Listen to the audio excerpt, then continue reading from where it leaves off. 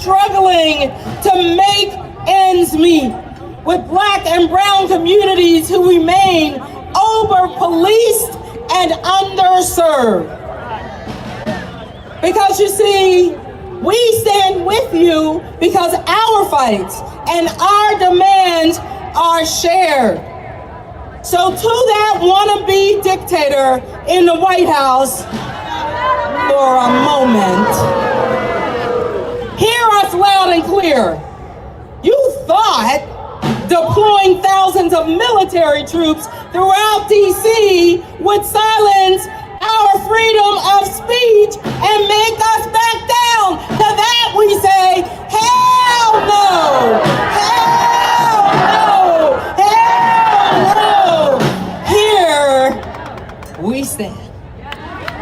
We will not be quiet, not now, not ever. You know, we weren't surprised by the Supreme Court ruling, Jane is right, that Justice Ketanji Brown Jackson wrote in her dissent is the now completed demolition of the Voting Rights Act. Devastated? Yes. Surprised? No. Because it's always been true. When we build a movement of working class people demonstrating their power, the rich and the powerful try to exert their will wherever and whenever they can. That's why we're here.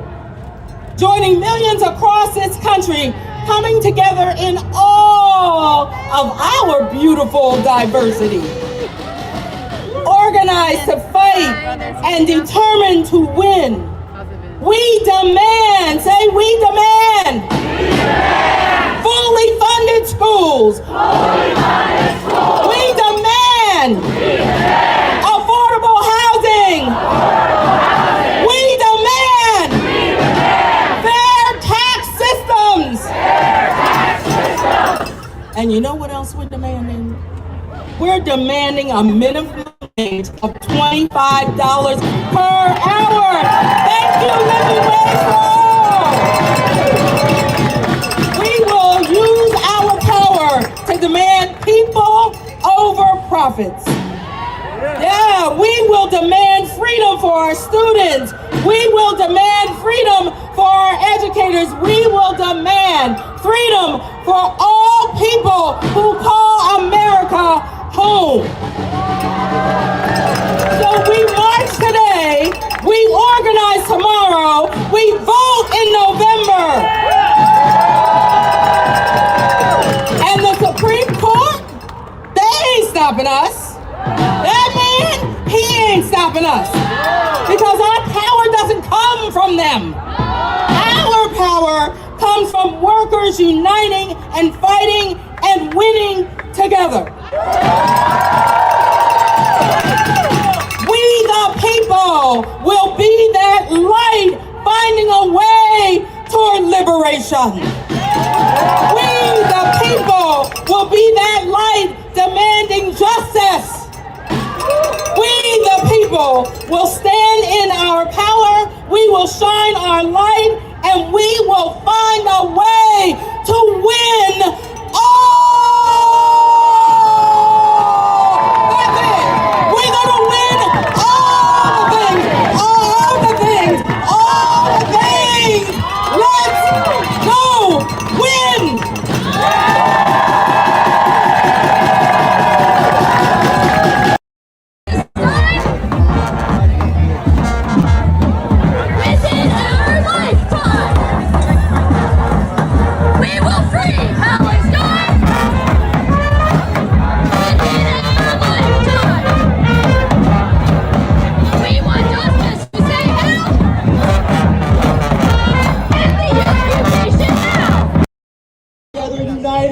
And we are not going anywhere.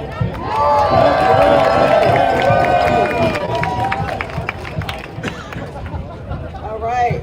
Across generations of working class Black, brown, and immigrant indigenous communities, have brought this country while being denied, have built this country while being denied the full promise. Is that right?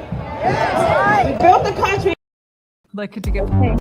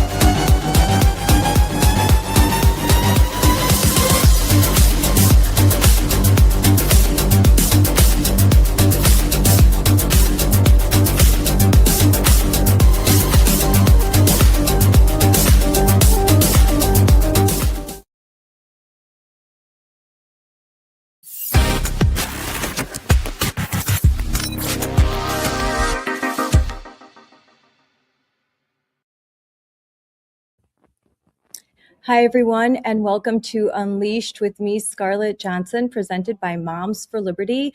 And we're going to talk about a breaking story that happened while I was in DC this week. It was completely unexpected. I was like sitting in the press room, and then I heard rumor that there's going to be this DOJ press conference with the FBI Director Kash Patel and the acting DOJ. It was news that I was welcome to hear. It was about the Southern Poverty Law Center.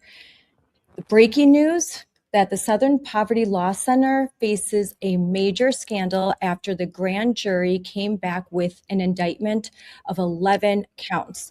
And I'm going to go through all of that, but first I want to say welcome to my guest, Meg Brock. Meg, thanks for joining me today. Yeah, thank you so much for having me. Federal grand jury in Montgomery, Alabama, indicted the SPLC on 11 accounts. These charges include wire fraud, bank fraud, false statements to a federally insured bank, and conspiracy to commit money laundering. I think this is just the tip of the iceberg. The SPLC created a fiction, they funded it, they built an illusion, one that eager, willing politicians and members of the mainstream media embraced because it affirmed their own prejudices, unwilling to accept that the ideas that they had been championing, isolating kids during COVID, forcing masks, dehumanizing children, teaching K through 12 education through the lens of critical race theory and gender ideology, and perpetuating this narrative that America is this horribly racist country, deeply rooted in white supremacy. In fact, I think as it turns out, they couldn't find instances of institutional white supremacy, so they had to invent them with these false flag operations. We've been saying this for years, Meg. Finally, there's proof. So I'm glad to hear it, but I want to see justice. What are your thoughts about this indictment, considering your background? You could talk a little bit about that. You're from Bucks County, Pennsylvania, and you certainly received a lot of backlash from groups like SPLC and what their rhetoric does to incite, I think, violence towards moms like us. Mm-hmm. Yeah, well, I mean, I've been thinking a lot since this came out about the Moms for Liberty Summit that happened in Philadelphia in June 2023. And that was just, I think it was almost exactly 3 weeks after the SPLC had labeled Moms for Liberty an alleged hate group. But I mean, if you go back and read their report, it really was an attack on all parental rights, the whole parental rights movement. So really any parent like you and I who were at school board meetings, questioning COVID mitigation, calling for schools to reopen, saying we don't want children to learn at school that Johnny can become Jane, just things that are very basic. And I'll say too, with the COVID, we were right. I mean, all the evidence shows that the prolonged school closures, the masks have had a serious implications, very negative implications for students during that time. That are we're never even really fully know the harms that were done. But that was an attack on all of us. I mean, I think going back to thinking that we were called domestic terrorists, and then this was kind of like the next step. So yeah, there was so much hate, so much that it's hard to even believe it was real in America, simply for being a parent who spoke up for your convictions during school board meetings. So I've been going through my notes, my social media, all of my pictures, and it's been a trip down memory lane. I think I forgot, or I wanted to forget, these kind of dark times. Mm-hmm. So going back to the spring of 2023, I found an old video where Representative Ilhan Omar called Moms for Liberty, moms for bigotry, and moms for oppression, and used all sorts of language. And she also referenced basically the whole parental rights movement. And in a hearing with Secretary Cardona, the former Secretary of Education under Biden, she basically asked him, what are you doing to stop these parents? What are you doing to limit their influence? How are you using the force of federal government to come down hard on these white supremacists? She said that in May of 2023. Less than a month later, the SPLC put Moms for Liberty on its hate map, designated us as a domestic terrorist organization, an anti-government group alongside Antifa, the KKK, very radical extreme groups. We are just moms that went to school board meetings. We gave some fiery speeches, but there was no violence. There was no violent rhetoric. It was just moms trying to get involved, and successfully so, and getting involved in school board races and winning. I don't think it's a coincidence that day on Capitol in May, that moms were under fire, and that representatives like the squad were basically signaling to the federal government, what are you going to do to stop them? And then what do you know? We are designated as a domestic terrorist organization, which in my opinion opens the door for the federal government to start to surveil us and watch us. And it gives permission for so many radicals and frankly not mentally well people to feel it's their duty to take us out, to oppose us. What are your thoughts? Yeah, no, absolutely. I mean, I think back to, again, like thinking about the event that at the Moms for Liberty Summit at the Museum of the American Revolution, and how there was weeks of protests. There were a whole coalition of Pennsylvania state senators trying to get the event canceled, which is so ironic given that this was in Philadelphia, like literally the birthplace of liberty, democracy, freedom. You had politicians trying to get a group of moms canceled. And part of their reason was they said, oh, the SPLC has labeled them a hate group. They're, these extremists, and they were pressuring the museum to not have the event. And so I remember there was just a mob of people. We all had to have essentially a police escort to even enter the event. And you think about how crazy it is that a group of parents, mostly moms, very normal everyday moms, had to have a police escort to basically enter a cocktail hour. When you think about the implications of that, and I think about some of the horrible political violence we've seen escalating around the country in the past 18 months. I mean, I think back to that, I think we're very, very lucky that no one got hurt. I know there were arrests. I know there was a lot of harassment. I know that there were some kind of scary, even you have a video of when we were going out to dinner and your Uber is like getting like surrounded by like angry protesters. I mean, there was some tense moments that really, man, it's really crazy to think that in America, you could be demonized like that for simply sharing your beliefs that really are not radical at all. So when I think about when we arrived Philadelphia, we had to have a meeting. We were told to not leave the hotel, that basically it wasn't safe, and the police could not protect us beyond the minute we left the perimeter of the hotel. We were on our own. They told us to not wear any gear signifying that we were with Moms for Liberty. Don't wear even American flags. Don't wear anything that was patriotic.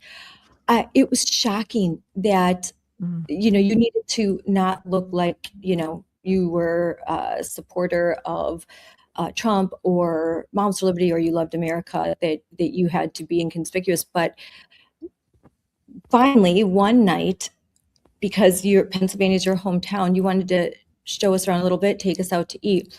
We thought, okay, let's get some Ubers and let's go to a restaurant. Maybe we could sneak out the back door. Unfortunately, they discovered us and they swarmed us. And it was one of the most uncomfortable situations I've ever been in. The way that they surrounded us as we walked to the Uber, the way they surrounded the Uber, they were trying to stop it from moving. They were just screaming and yelling and saying such hateful things, horrible things. They trying to provoke us, trying to get us to even just to touch them, I think, because that could provoke some kind of action. And it was very shocking for me, very shaken up by it, and we weren't the only group.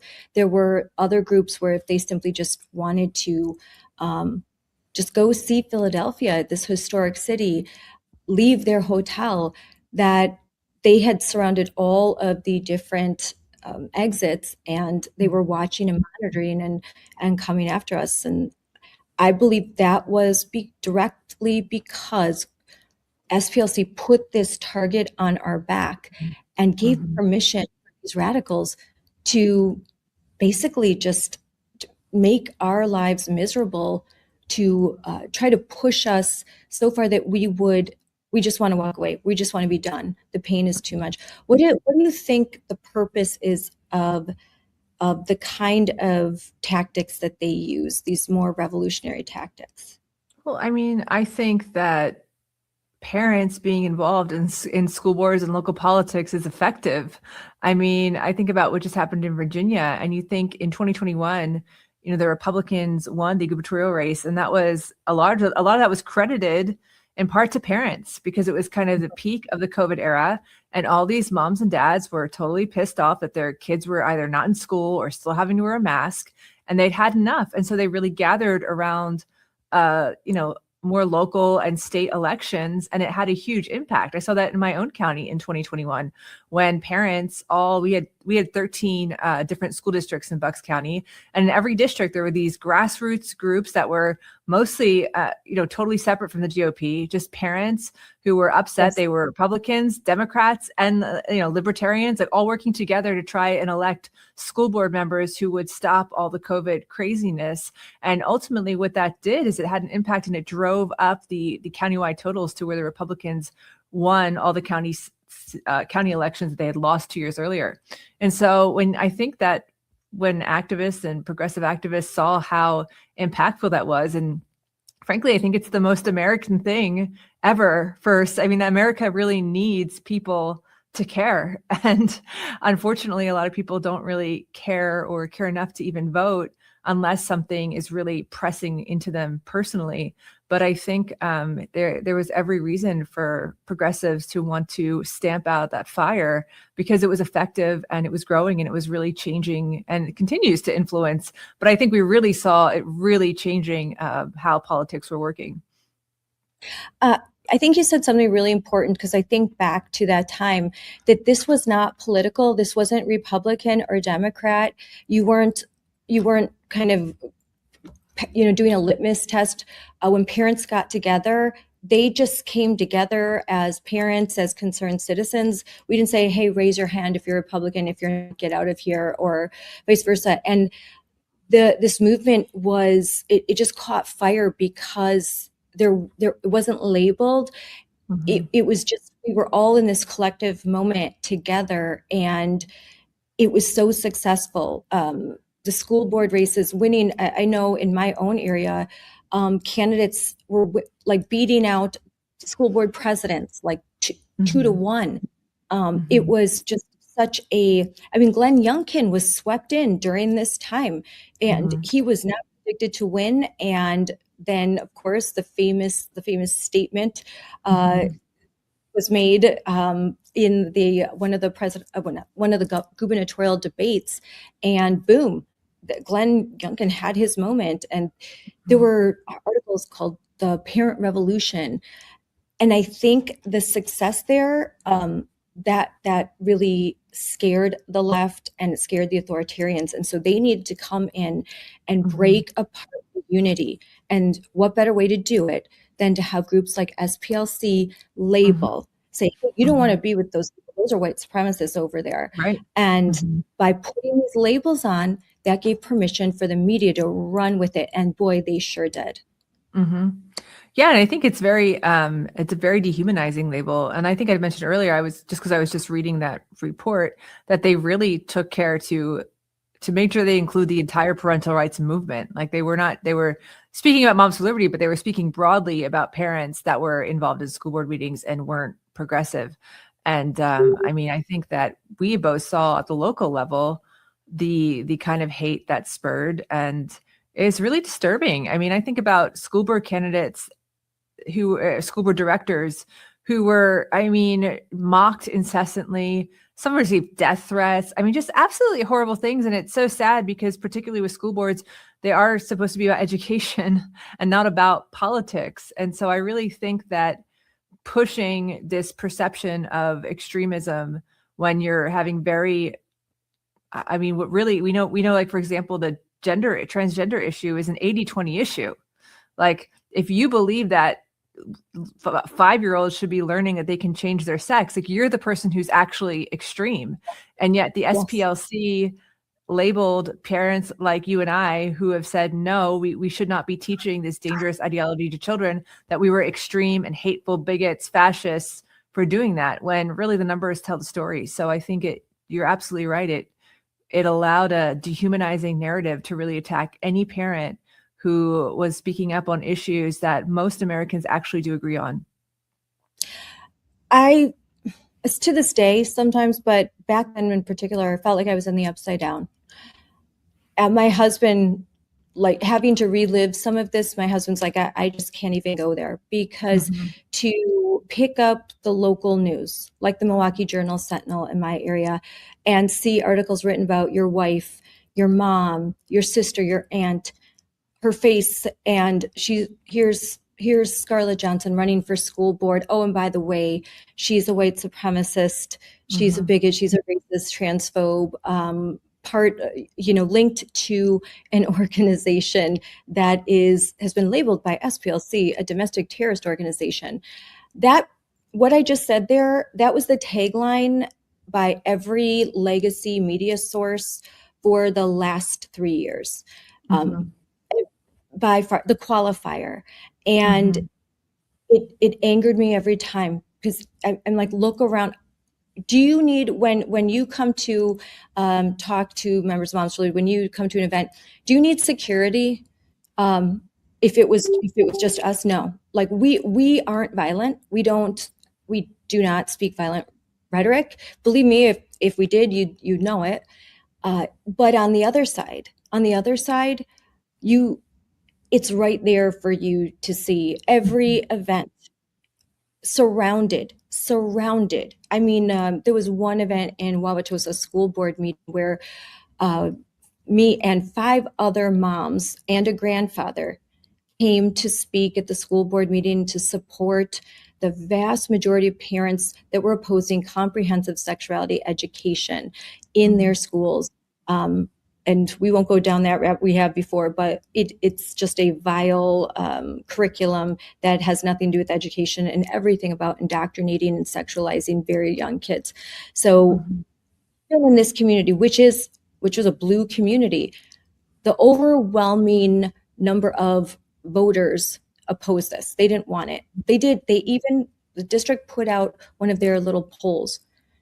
They did not get the numbers they wanted, so they did it again, and they basically had to keep editing out the poll till they got a number that was presentable. because the public didn't want what they were serving. And we were surrounded by 300 activists that one of them grabbed me by the neck. We had to have a police escort into the school board meeting where these activists blocked our entry. And when we asked the police, could you please remove them? They said no. So this was our life. This was our life for years until President Trump was elected. This is just what we went through. And yet we were called the extremists. And it's just the upside down that narrative was allowed to persist. And to this day, there's not been a reckoning. There needs to be a reckoning. I was happy to see the CBS News accurately portraying what is happening and the gravity of the indictment against SPLC. But frankly, it's crickets everywhere else.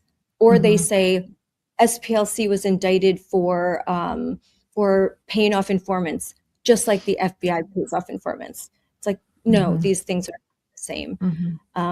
So you're in the media, you work for the Daily Wire. Now, of course, these are good guys. But why?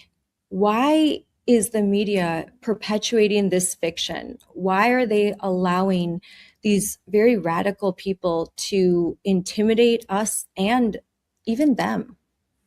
Well, I think we know that most of the majority of legacy media is captured and has a huge bias to the left. I mean, you talked about local journalism. I mean, I remember that being a big thing for me as well, of having these local newspapers constantly smearing you or covering all of these stories in a very one-sided way. So, I mean, I don't really think it's that surprising. I think that's probably what we would expect at this point.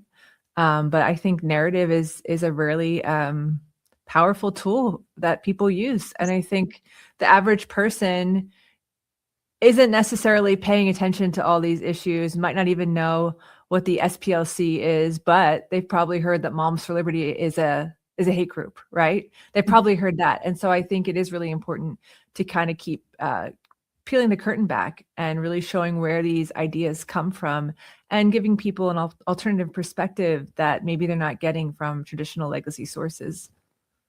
You're an investigative journalist. Just looking at these initial grand jury indictments, do you think that there's more? Do you think where there's smoke, there's fire? Do you think the SPLC acted alone? It's the only organization doing this sort of thing. Do you think that there are some politicians that were aware of perhaps what they were doing? Do you think that there's going to be more investigation, that we're going to learn more?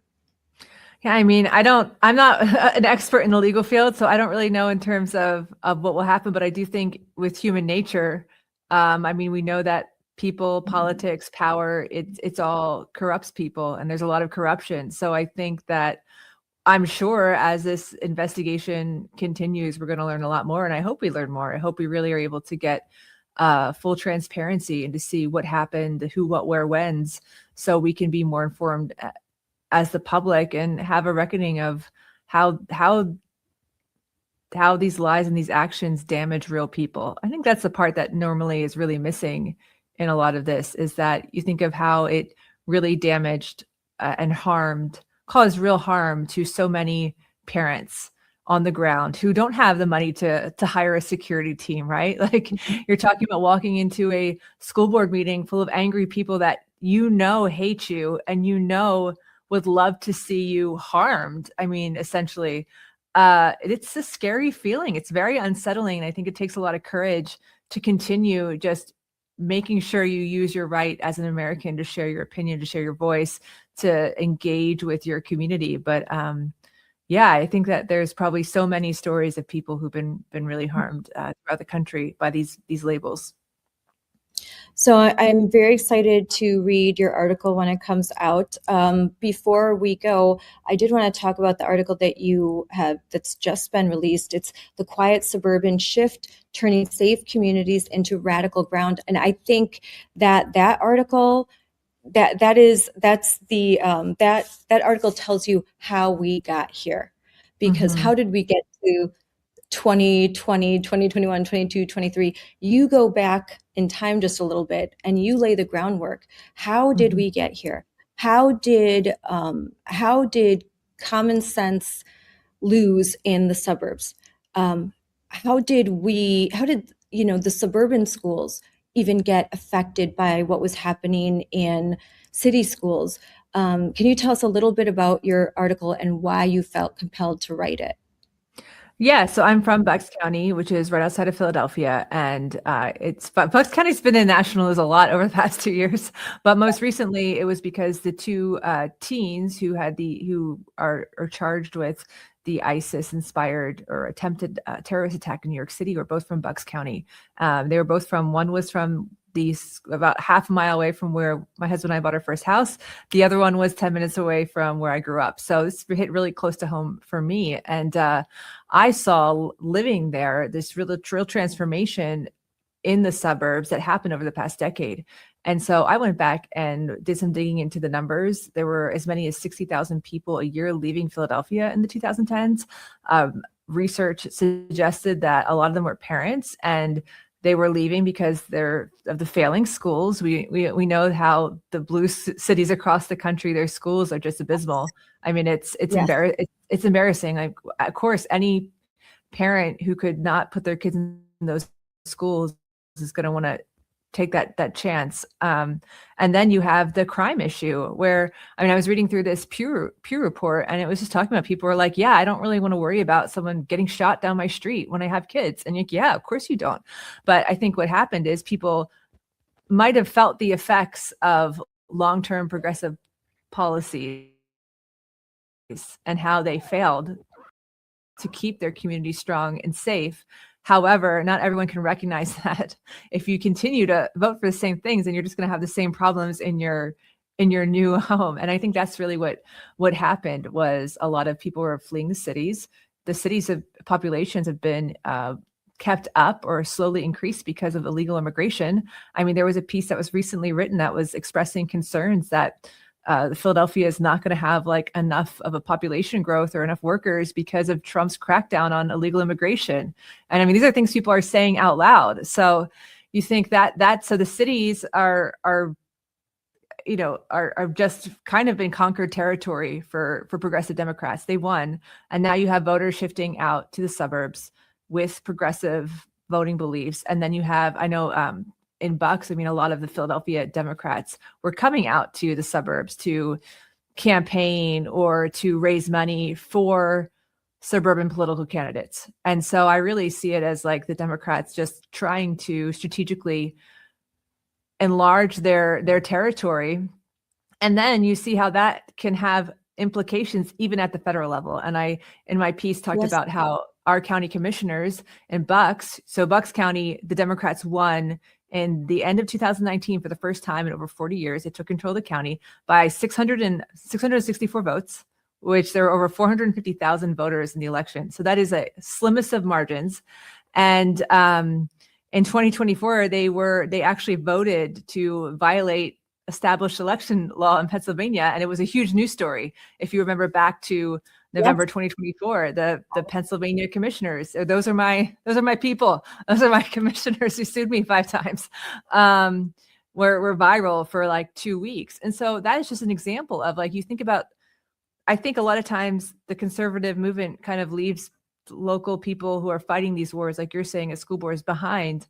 But I think it's a real miscalculation, because you lose those elections. Well, you lose like the people who are running elections. You lose schools, which means like you lose what's being pumped into the minds of the future. You know, I mean, the local elections can have so many consequences that people don't really think about. So, yeah, it was definitely a trip down memory lane for me to write that down my personal trauma.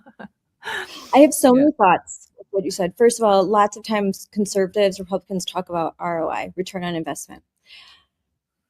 The return on investment when you invest into local elections is high.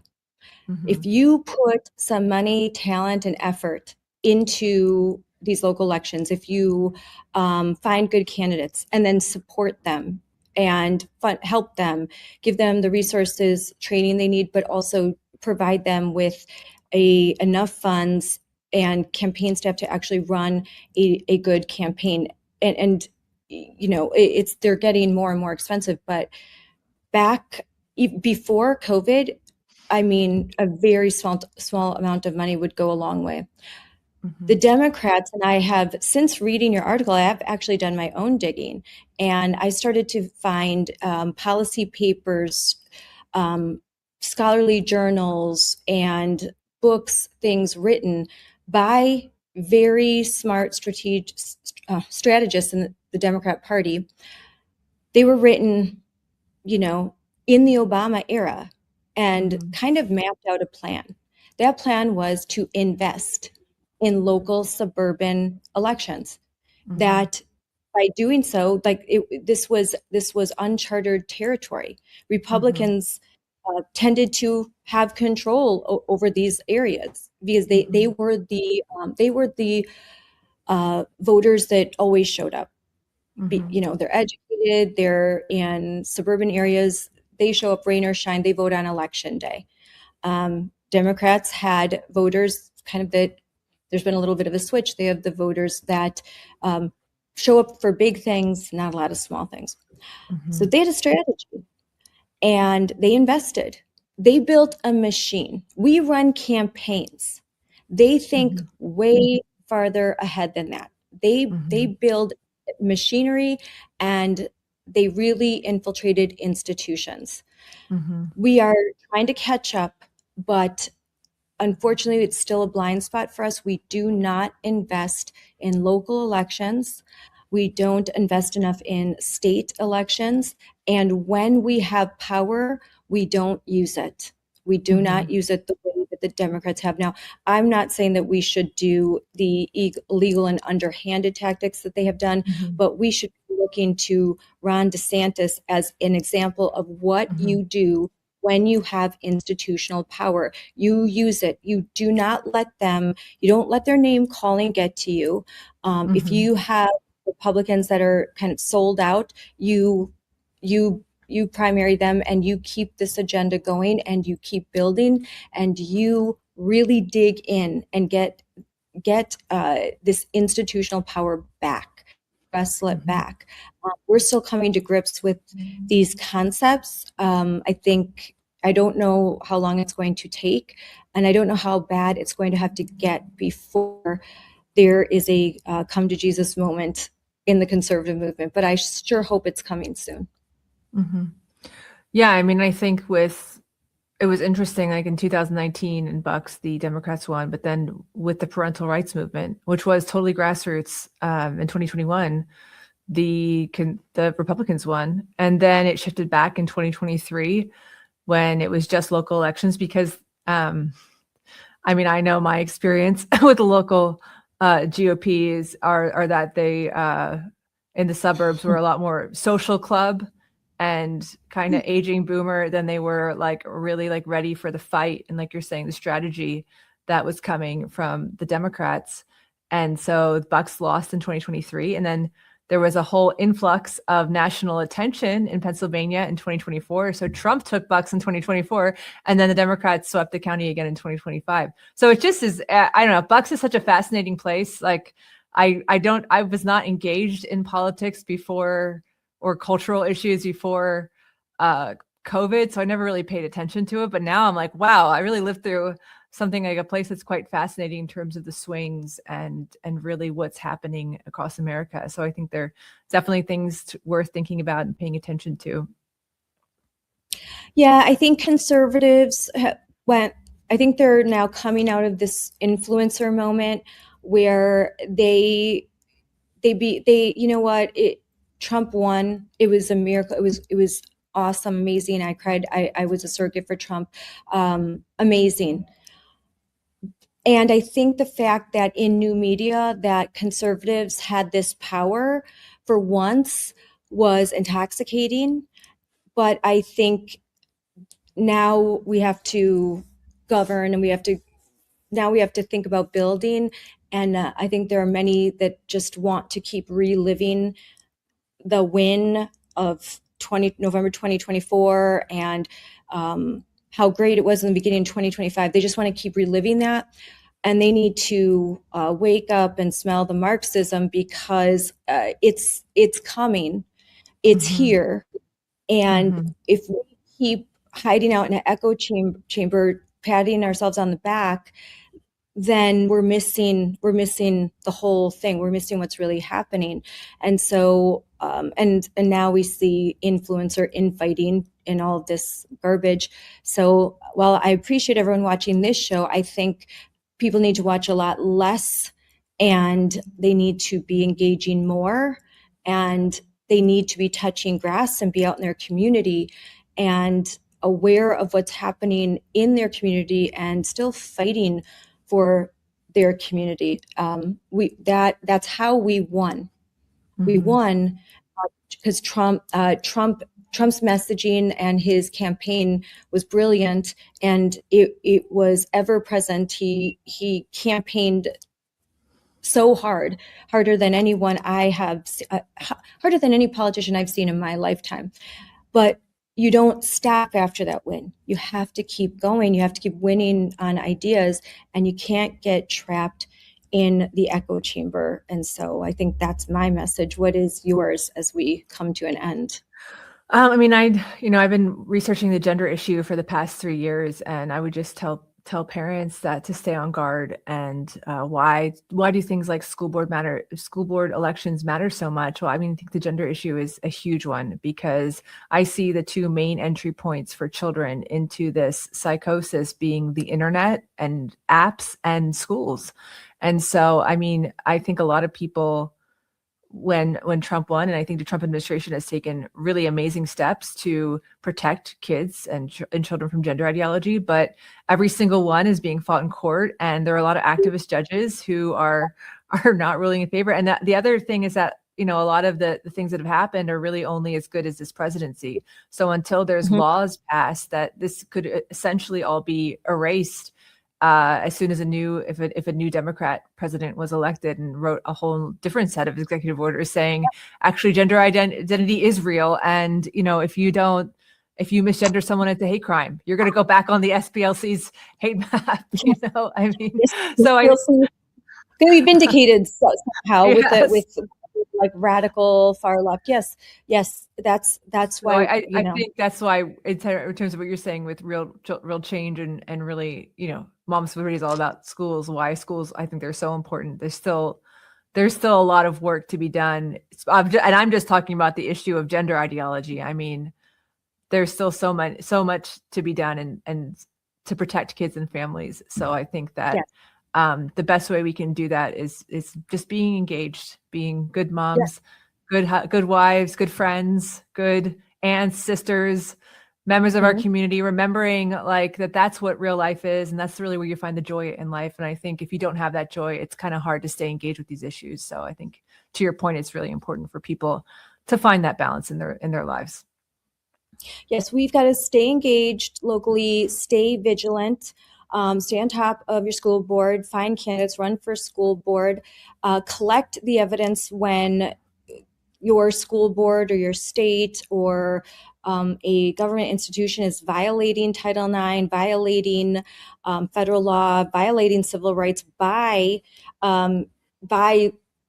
teaching or having a policy or a program that is steeped in critical race theory, meaning DEI, actually racist. So that's our job. We do that. And then we make sure we get this information to the federal government so that they can do their job, which is launch Title IX investigations, to withhold funding when schools are not in compliance. And exactly what happened on Tuesday, that is in the federal government's lane. They need to continue to go hard on the SPLC and dig up, all that they can, expose what they did, and anyone affiliated with them needs to be exposed as well, because this is our shot. This is our chance to try to root out some of this corruption, this virus, this cancer that has just taken hold of American institutions. So while there's many things the federal government can't do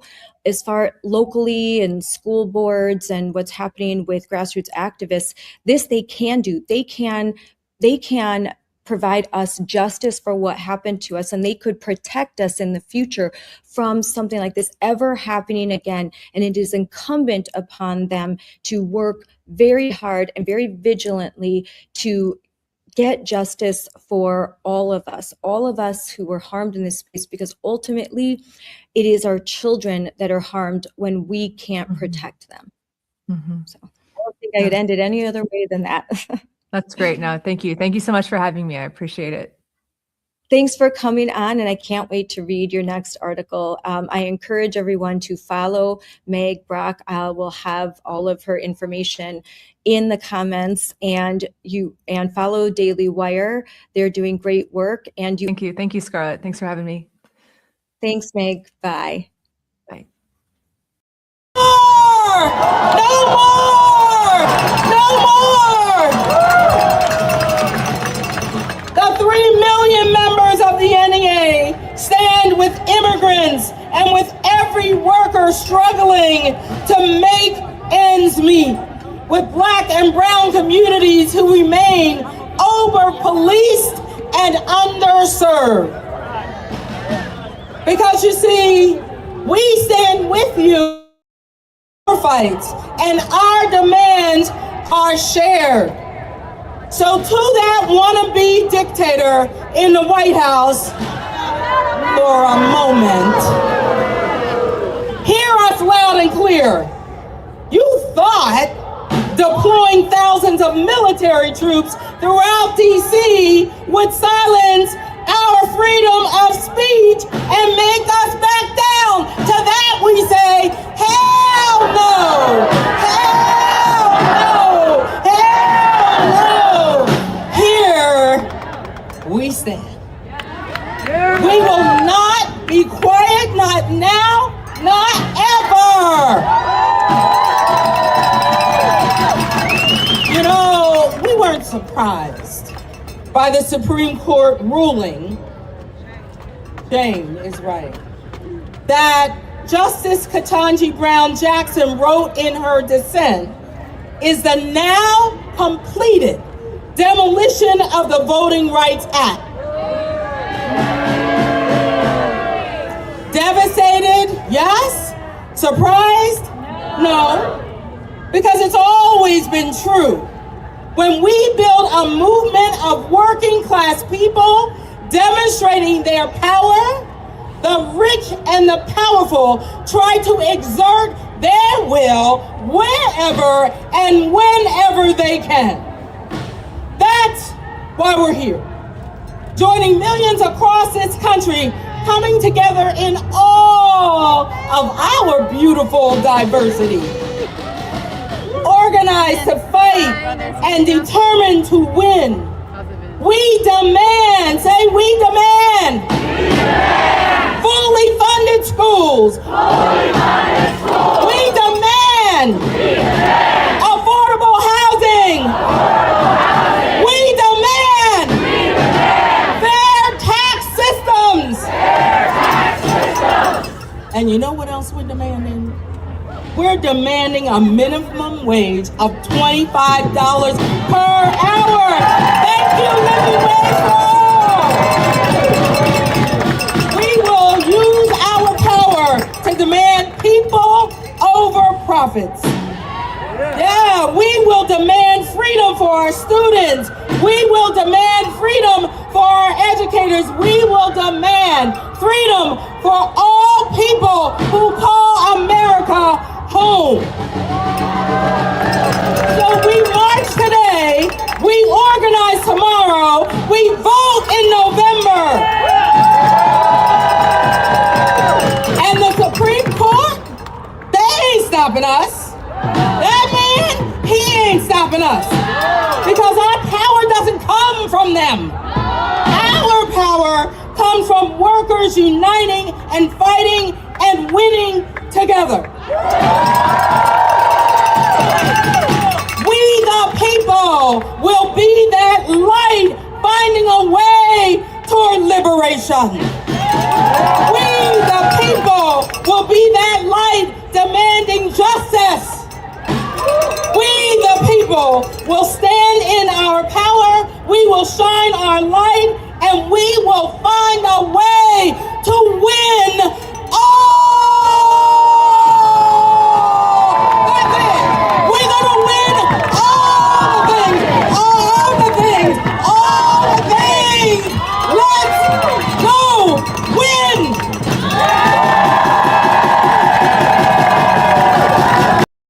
Call to tax the rich, abolish ICE, and more. Can you believe this? They're closing down schools so they can go out and protest. In Madison, Wisconsin, public schools are closed today, with 70% of the teachers' unions saying that they are participating in May Day protests. Our next guest says that Madison schools have crossed the line. Wisconsin mom Scarlett Johnson joins us now. Scarlett, thank you so much. What is your reaction? I'm in shock. Although maybe I shouldn't be, considering the history of the Madison Metropolitan School District, but they are turning schools into political staging grounds. And this is where they have crossed the line. They are not just indoctrinating the kids in the classroom. They are encouraging actively for students to leave the classroom and go march in the streets with teachers, with administrators. It's just shocking to me, the level that they're willing to take this to, their hatred for President Trump. And make no mistake about it, this entire rally, this May Day, Friday, May 1st, is all about, this is an anti-capitalist, anti-Trump movement, and they're using our kids as political pawns. You know, Scarlett, I grew up in the South. If this had happened in South Carolina, residents, parents would have been up in arms. They never would have stood for this. They want their kids in school. They want the teachers teaching them math and science and not being out on the streets, skipping class to go protest and to be political. What's the reaction from the residents there? The reaction from the residents is, I think, a lot of shock. It doesn't matter your political affiliation. You don't want your kids skipping out of school to go protest in the streets. And what's happening is that the teachers' unions, the Madison Teachers Union, made it impossible for parents to say no, because they forced the closure of every single school in that school district. When teachers' unions submitted this petition where they said, we're going to call in sick unless you just shut down the school for this day. So instead of kids preparing for AP testing and their ACTs and SATs and the end of the school year, instead of educating kids, they're giving kids toolkits, signs, and markers and saying, hey, let's go march in the streets against Trump.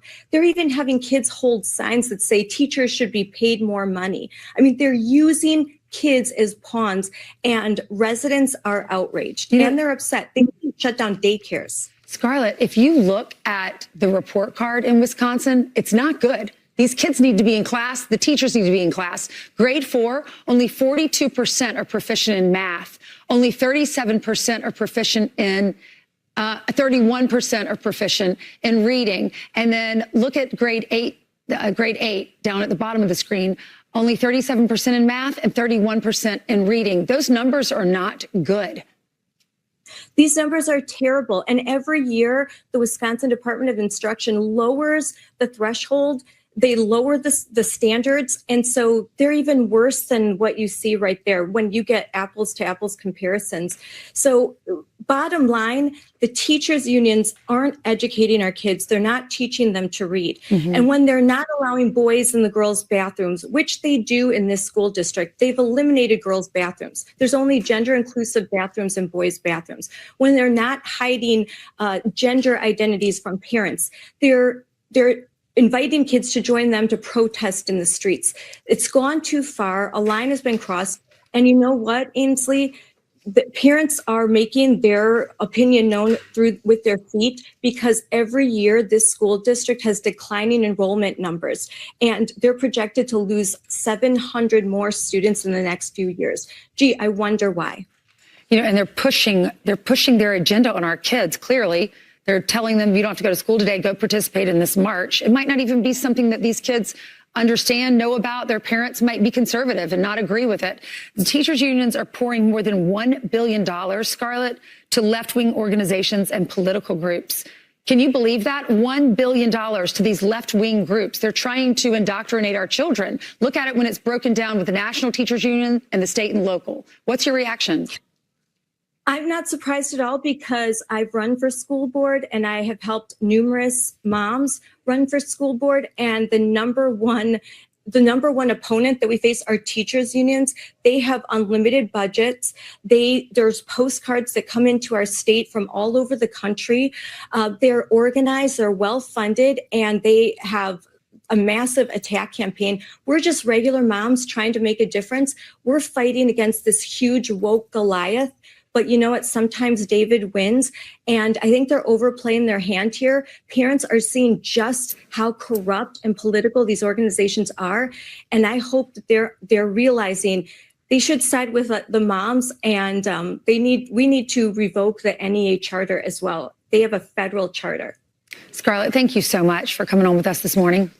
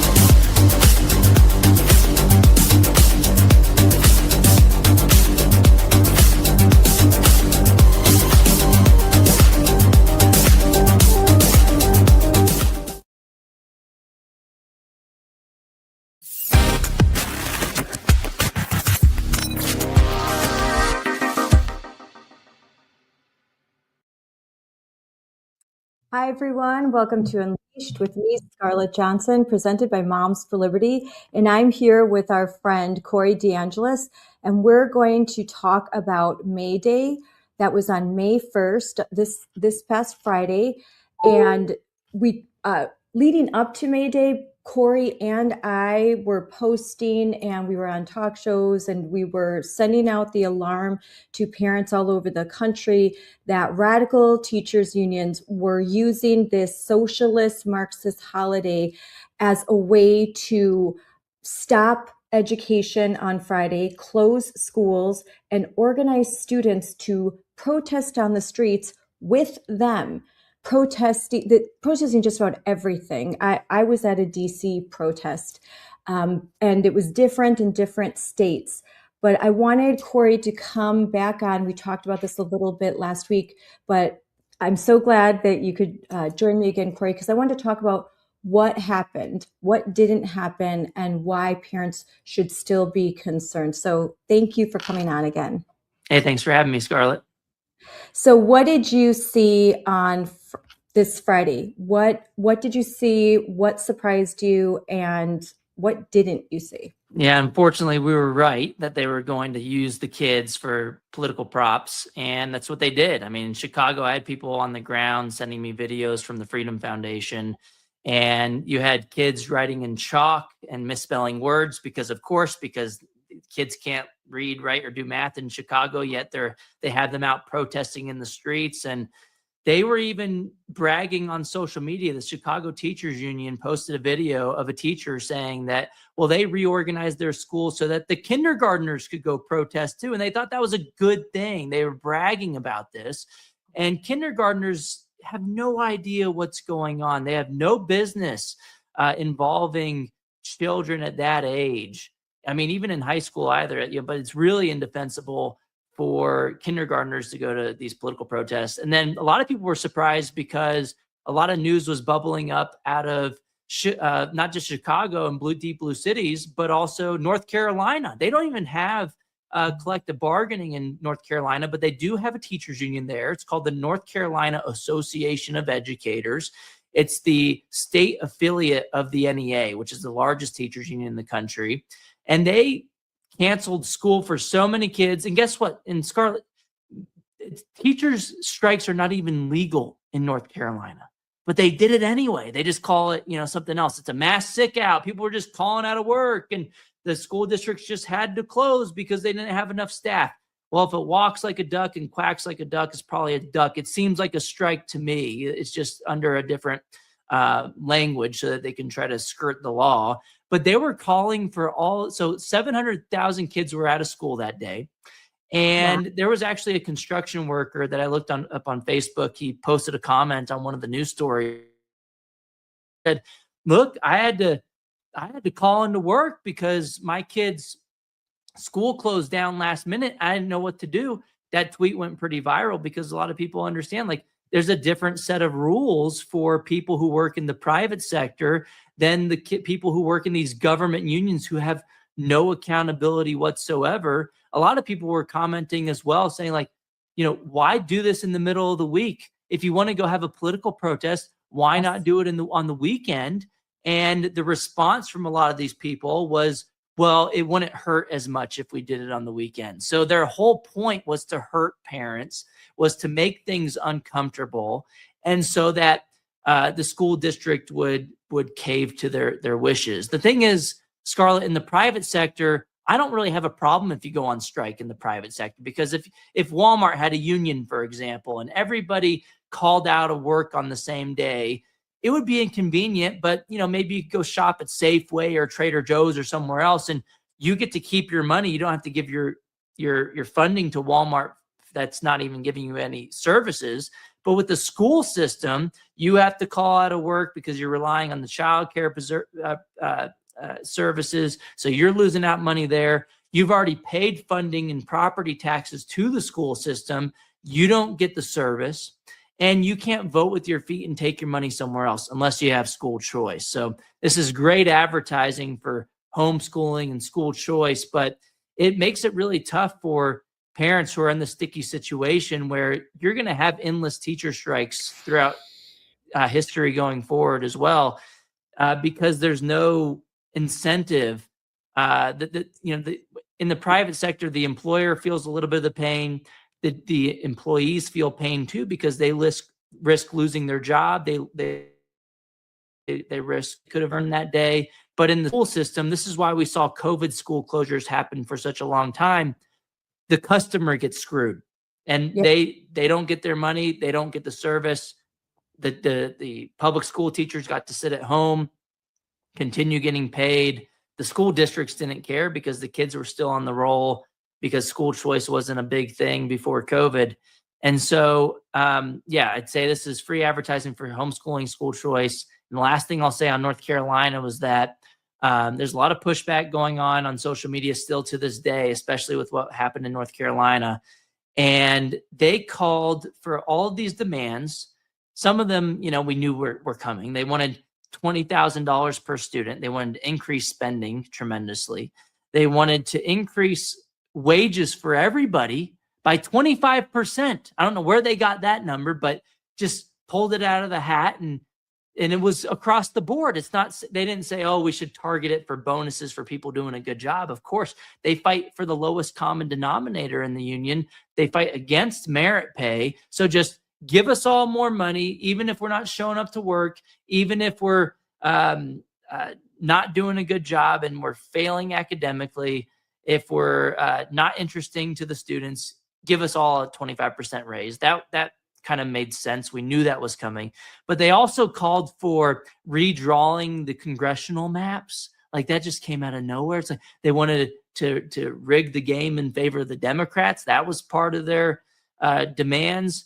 And they had all of these other political demands in there as well that had nothing to do with education. So I think a lot of people are fed up with it, especially people who have to miss out on their own work and have to rearrange their own lives so that the teachers' unions can get what they want. Well, according to the NEA, the WEA, AFT, even local, like North Carolina, in Seattle, different teachers' unions, affiliates, they put out on their social media that May Day Strong, that was sort of the banner of this whole movement, May Day Strong, was all about pushing America to the brink, this sort of stress test, this structure test. And they said, quote, their goal is to educate, agitate, and facilitate change. So educate us about basically their plight, their struggle, agitate, organize, and then facilitate this change. I was in DC for the May Day Strong, the various different marches and protests, which all culminated into a speech by Becky Pringle. So we did not see for 3 hours, actually more than 3 hours. They all met up by Washington Monument.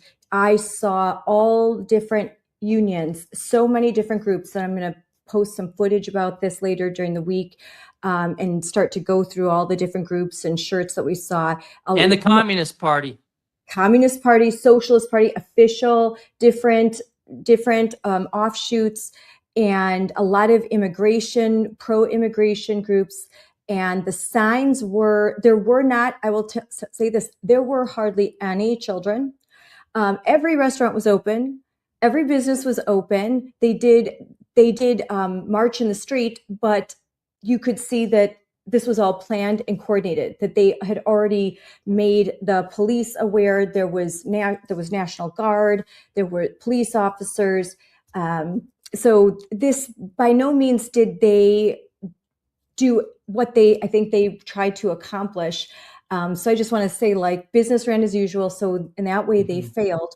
But there was a very large crowd, and they were chanting things that, very socialist, very communist.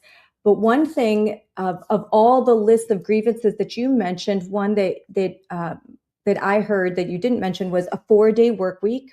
They wanted housing, government housing, 4-day work week, insurance, all education, all the goodies, college, graduate school, basically. And they're like, we should only be working 30 hours a week. Why? We should have every Friday off. And everyone cheered.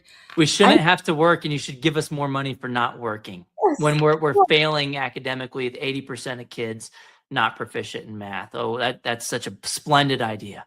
Yes, a great idea. And teachers, you should only be working 4 days a week. And Becky, let's get even less education. Her main topic was, look what just happened with the Supreme Court decision.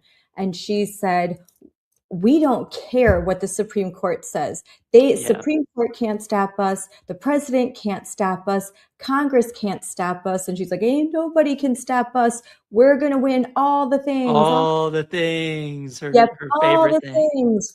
Yes. And they're cheering.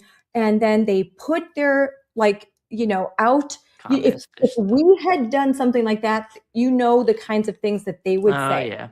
Yeah, but they did it, and they prayed to organize labor. I was there with my friend Bill Brewer, who's with Moms for Liberty. He kind of came to help me as a cameraman and for protection.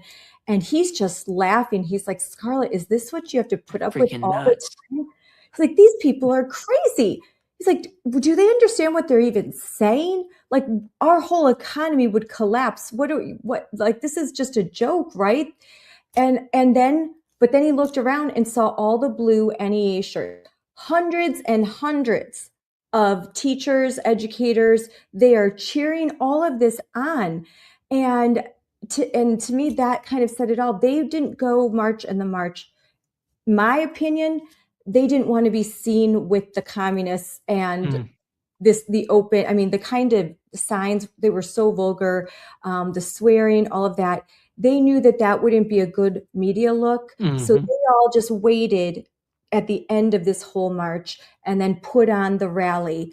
And again, we'll hear more about it. But in Madison, Wisconsin, in my home state, like Chicago, the Madison Metropolitan School District, way ahead of time, a week ahead of time, said we're shutting down schools. So I think they put that out on Monday.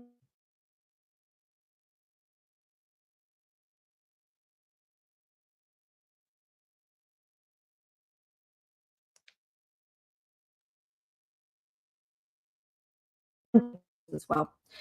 They did some of the things similar to Chicago.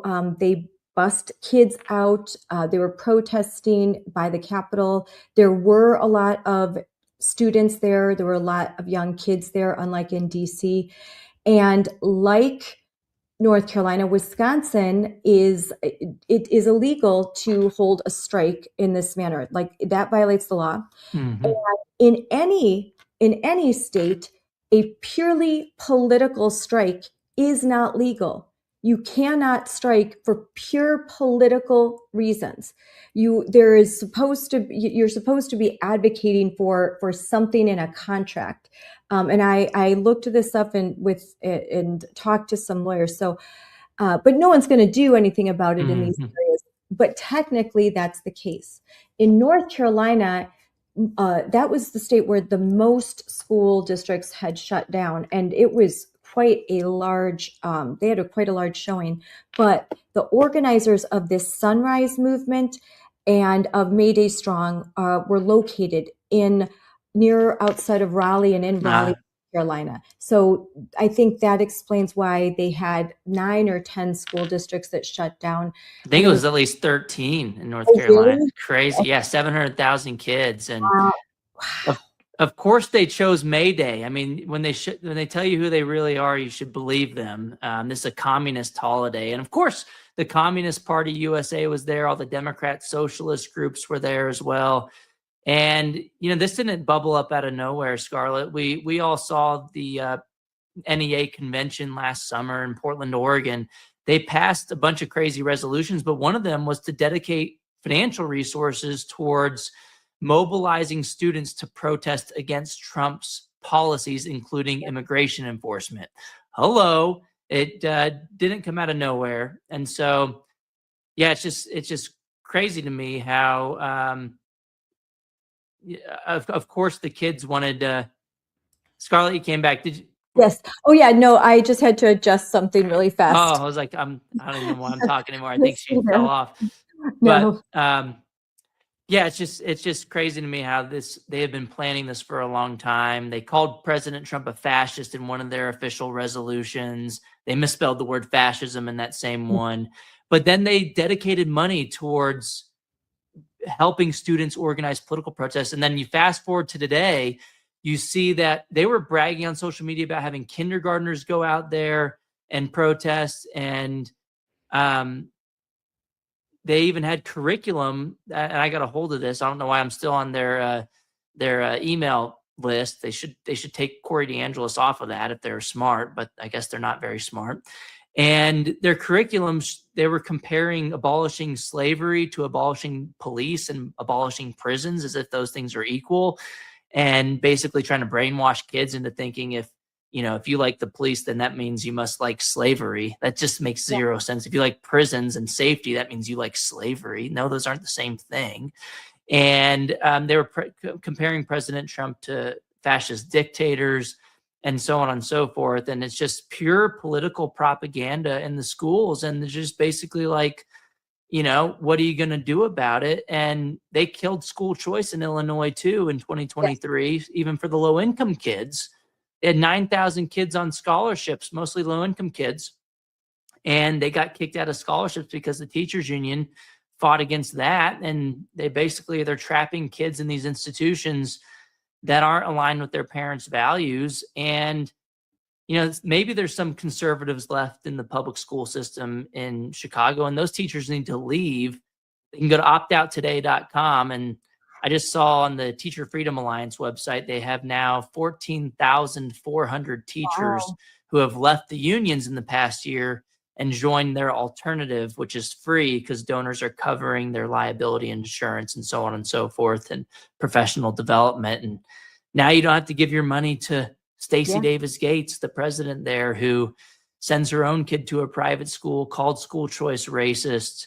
And they're basically not giving the money to great teachers. And so the best public school teachers, I think, are leaving the system and saying the heck with this. But you should leave the union at least, and not give your money to political causes like this that you disagree with. And it's for many years, you have been sounding the alarm about teachers unions and how political they are. And just last week, there was a bombshell report put out by Defending Ed. What did that report say about where the money goes, the dues money? Oh, yeah. How much have they spent on political causes, and where is their money going? Yeah, I believe that report found since 2015 that the unions, just the major ones, have spent over $1 billion on far left causes. And if you look just at Open Secrets, this is publicly available information, 98% of the NEA's political contributions go to Democrats every cycle. This is not a new thing either. This is a money laundering operation. Their president, Becky Pringle, is an at-large member of the Democrat National Committee. She makes $500,000 a year. Randy Weingarten of the AFT, they contributed 99.89% of their political contributions to Democrats in the last election cycle. It's a one-sided political entity, and Congress should revoke the NEA's federal charter that they've had for over 100 years now. I just tweeted at Speaker Mike Johnson today asking, why in the world has the House at least not passed? I'm reposting that. Why in the world? Like, you can give me every excuse in the book for why the Senate hasn't done it. And they have a better argument. Look, we'd have to nuke the filibuster. We don't have 60 votes. We only have 53 Republican votes in the Senate. Well, the House has a GOP majority. 98% of the political funding from the NEA goes to Democrats. Why in the world would the GOP not unanimously vote against the NEA having a federal charter? That is an easy vote. I mean, even if you're a Democrat, even if you're like a Democrat who supports Randy Weingarten's union, they don't have a federal charter, but the NEA does. They're the only union that has the special privilege. And so it's time to correct the record. The NEA has gone so far away from its original purpose. I'd even say, even to start, it wasn't really a purely educational organization. They've always had these kind of communist roots, but they've gotten so bad. And it's just in our face now that they're using our kids against us to go lobby with the Communist Party. And the kids think it's a field trip. The parents might think the same thing. And even if the parents think it's a bad idea, what are they going to do? They don't want to be like that construction worker who has to take off of work if they're barely making ends meet.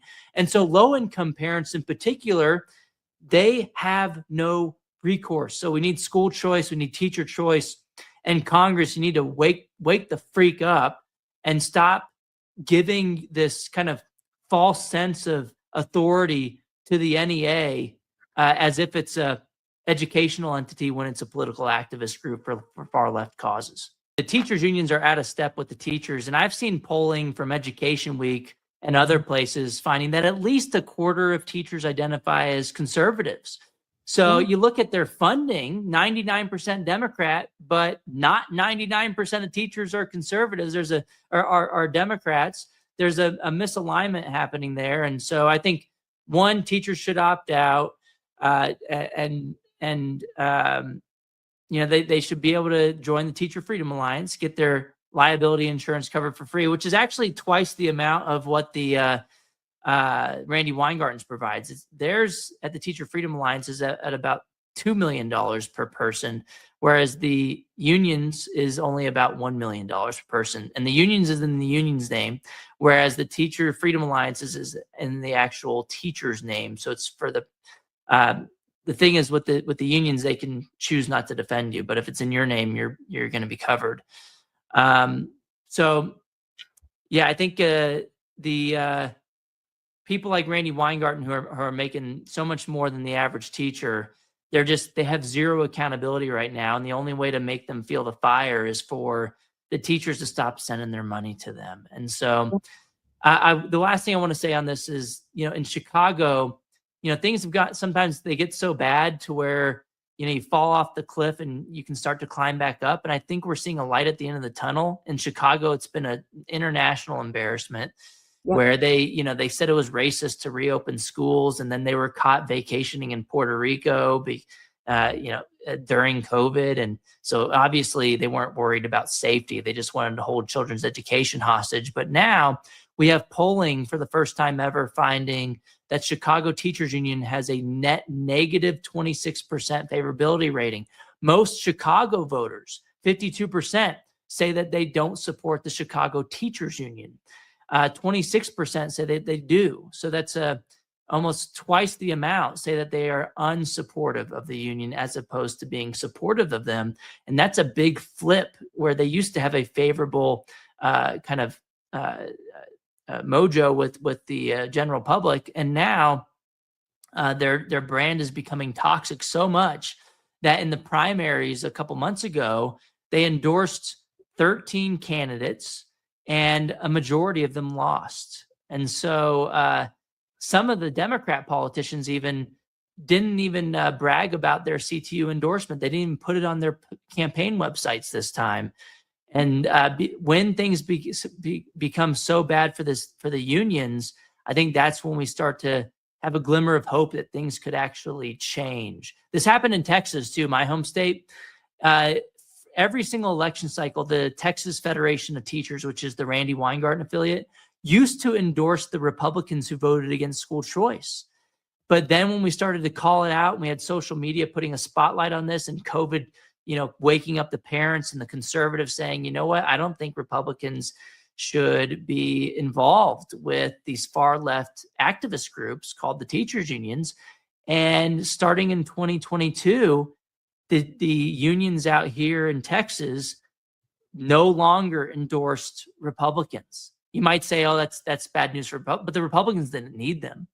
Mm-hmm. And that's bad news, I'd say, for the teachers unions, that their political sway is no longer seen as a benefit for at least one of the two major political parties. And in some places like Chicago, they're even becoming not just toxic for Republicans, but for Democrats too. So I think the way forward here is that the more that the Democrats say, you know what, this isn't good for me either, and that's because parents are holding them accountable at the ballot box, the unions will lose their influence. They'll lose their power.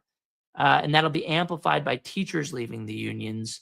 And they'll have to pivot. They'll have to stop getting so involved in political games that maybe they'll focus on their members. One last statistic I'll give you, Scarlett, is that according to the LM2 reports, publicly available information from the nation's largest teachers union, the NEA, less than 10% of their funding, which is over $430 million a year in total funding, less than 10% of that actually goes towards representing teachers. So teachers, wake up. Parents are starting to wake up. Some politicians are actually waking up. The teachers are the last line of defense for Randy Weingarten. And I think if they start to see that Randy's not on their side, the teachers unions will implode. That's how you starve the beast. Yeah, I noticed that as far as Chicago, that local reporters were giving tough questions to representatives of the Chicago Teachers Union when asking them about these school closures and talking to them about education. I was actually surprised to see that they were pushing back and they were actually challenging some of the answers. It was great to see, and quite surprised that they weren't buying what the representatives were selling on TV. And I also wanted to point out something that you posted on Friday about Chicago's teachers unions, that they spend $30,000 per child and not a single child is reading at a proficient level, a grade proficient level in Chicago public schools. $30,000. That is the price tag of an elite private school. Yep. That's the price tag of many colleges. And they can't even teach the kids to read at grade level. It's shocking. Yeah, I mean, you think that's bad. They have that Douglas Academy spends over $90,000 a year, the one that's almost empty, and they had not a single kid proficient in math or reading. And you're right, some of the even mainstream media is pushing back on the CTU. Stacey Davis Gates, I just posted a video. She was trying to say they weren't political, and he called her out, the journalist, and said, 80% of your money goes towards political activities. What do you mean you're not political? And she was like, oh, she didn't think that was going to be any pushback. And so she pivoted and said, well, we're political for good reasons, because we want to make sure Black women have a job and that they can earn a wage so much that they don't have to have a husband. And I'm just over here like, why are you encouraging your members to not have a family and to not have a husband? You should be interdependent on each other. That's how families work, right? It's a mutual relationship. And it's just crazy. They're going to war on educational outcomes, but they're also going to war on the nuclear family. And CNN, of all places, pushed back on Stacey Davis Gates a couple of years ago when we found out that she called school choice racist and sends her own kid to a private school. Even the CNN host grilled her for like 8 minutes straight. I mean, wow. Stacey probably thought this was going to be a softball interview.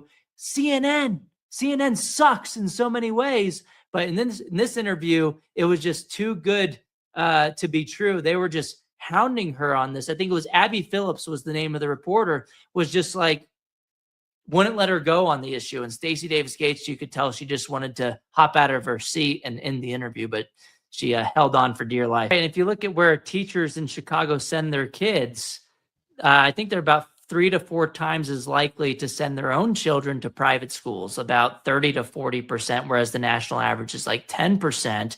And that just goes to show you they know the failures of the system that they're operating. They know it's not safe. And yeah, teachers don't have autonomy in the current system. They don't feel like they can have any discipline. And so they're going into a war zone. It's not safe for the kids. It's not safe for the teachers.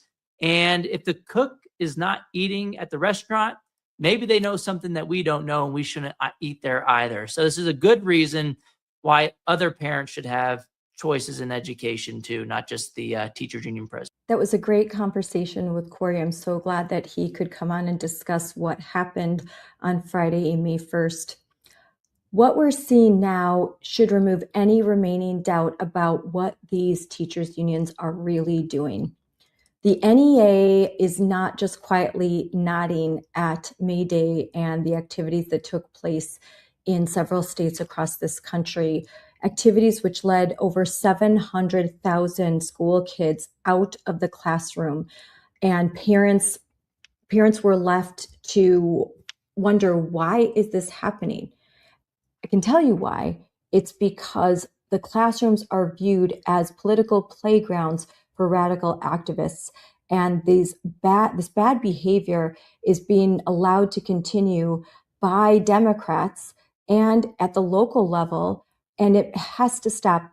It just has to stop. And we have to put the pressure on to expose these teachers' unions and what they're doing and make this stop.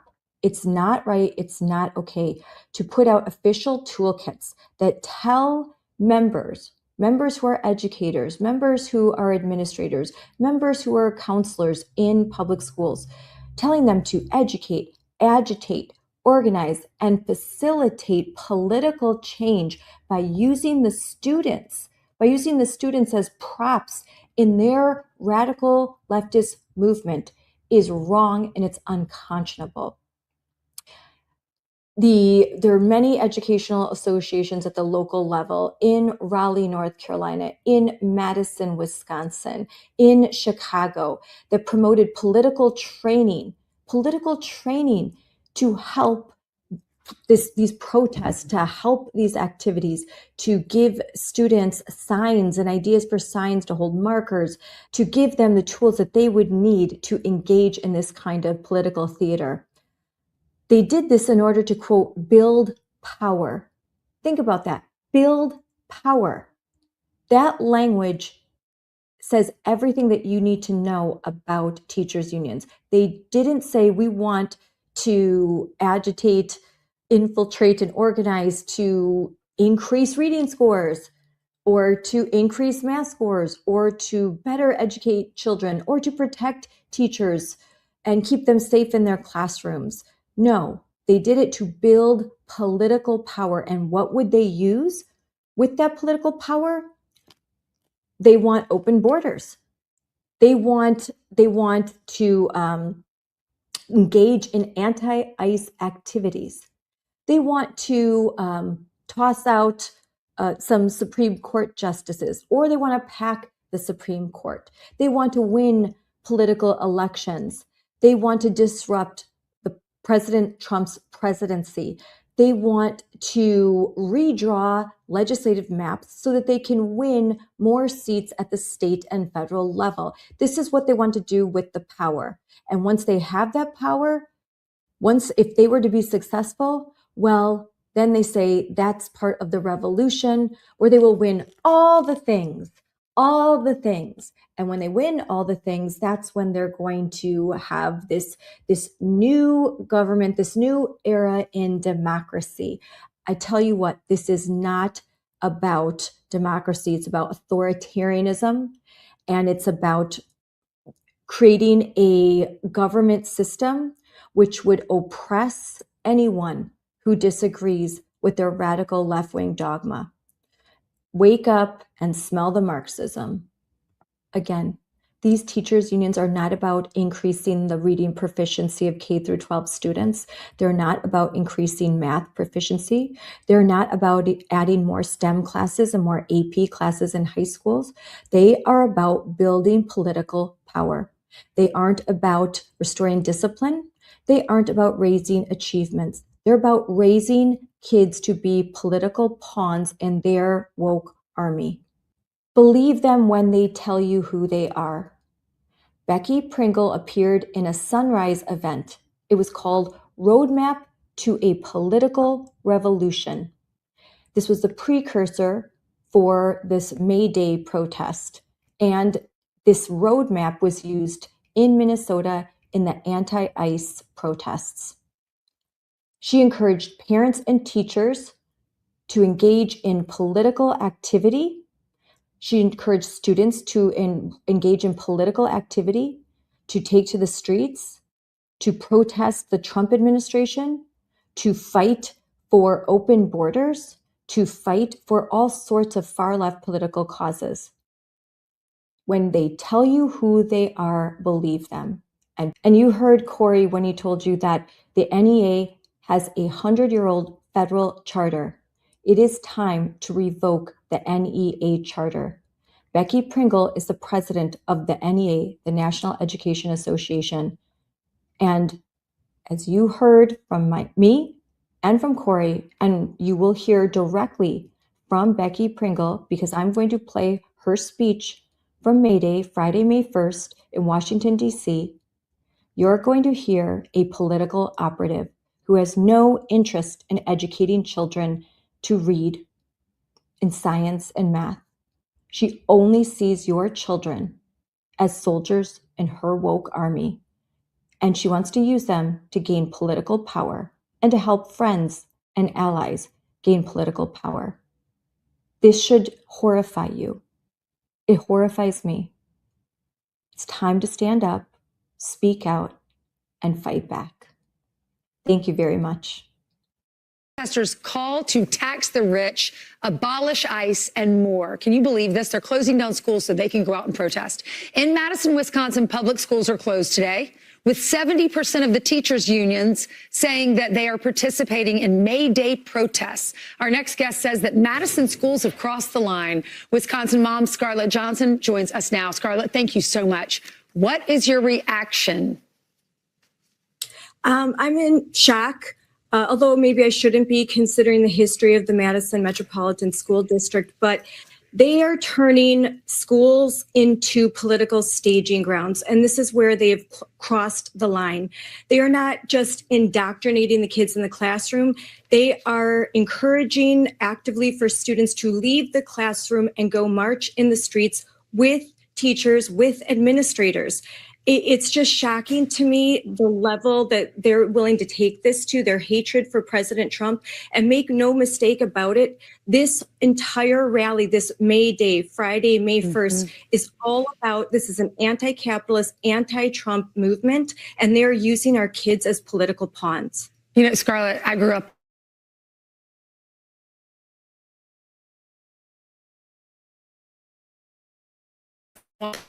school. They want the teachers teaching them math, science, not being out on the streets, skipping class to go protest and to be political. What's the reaction from the residents there?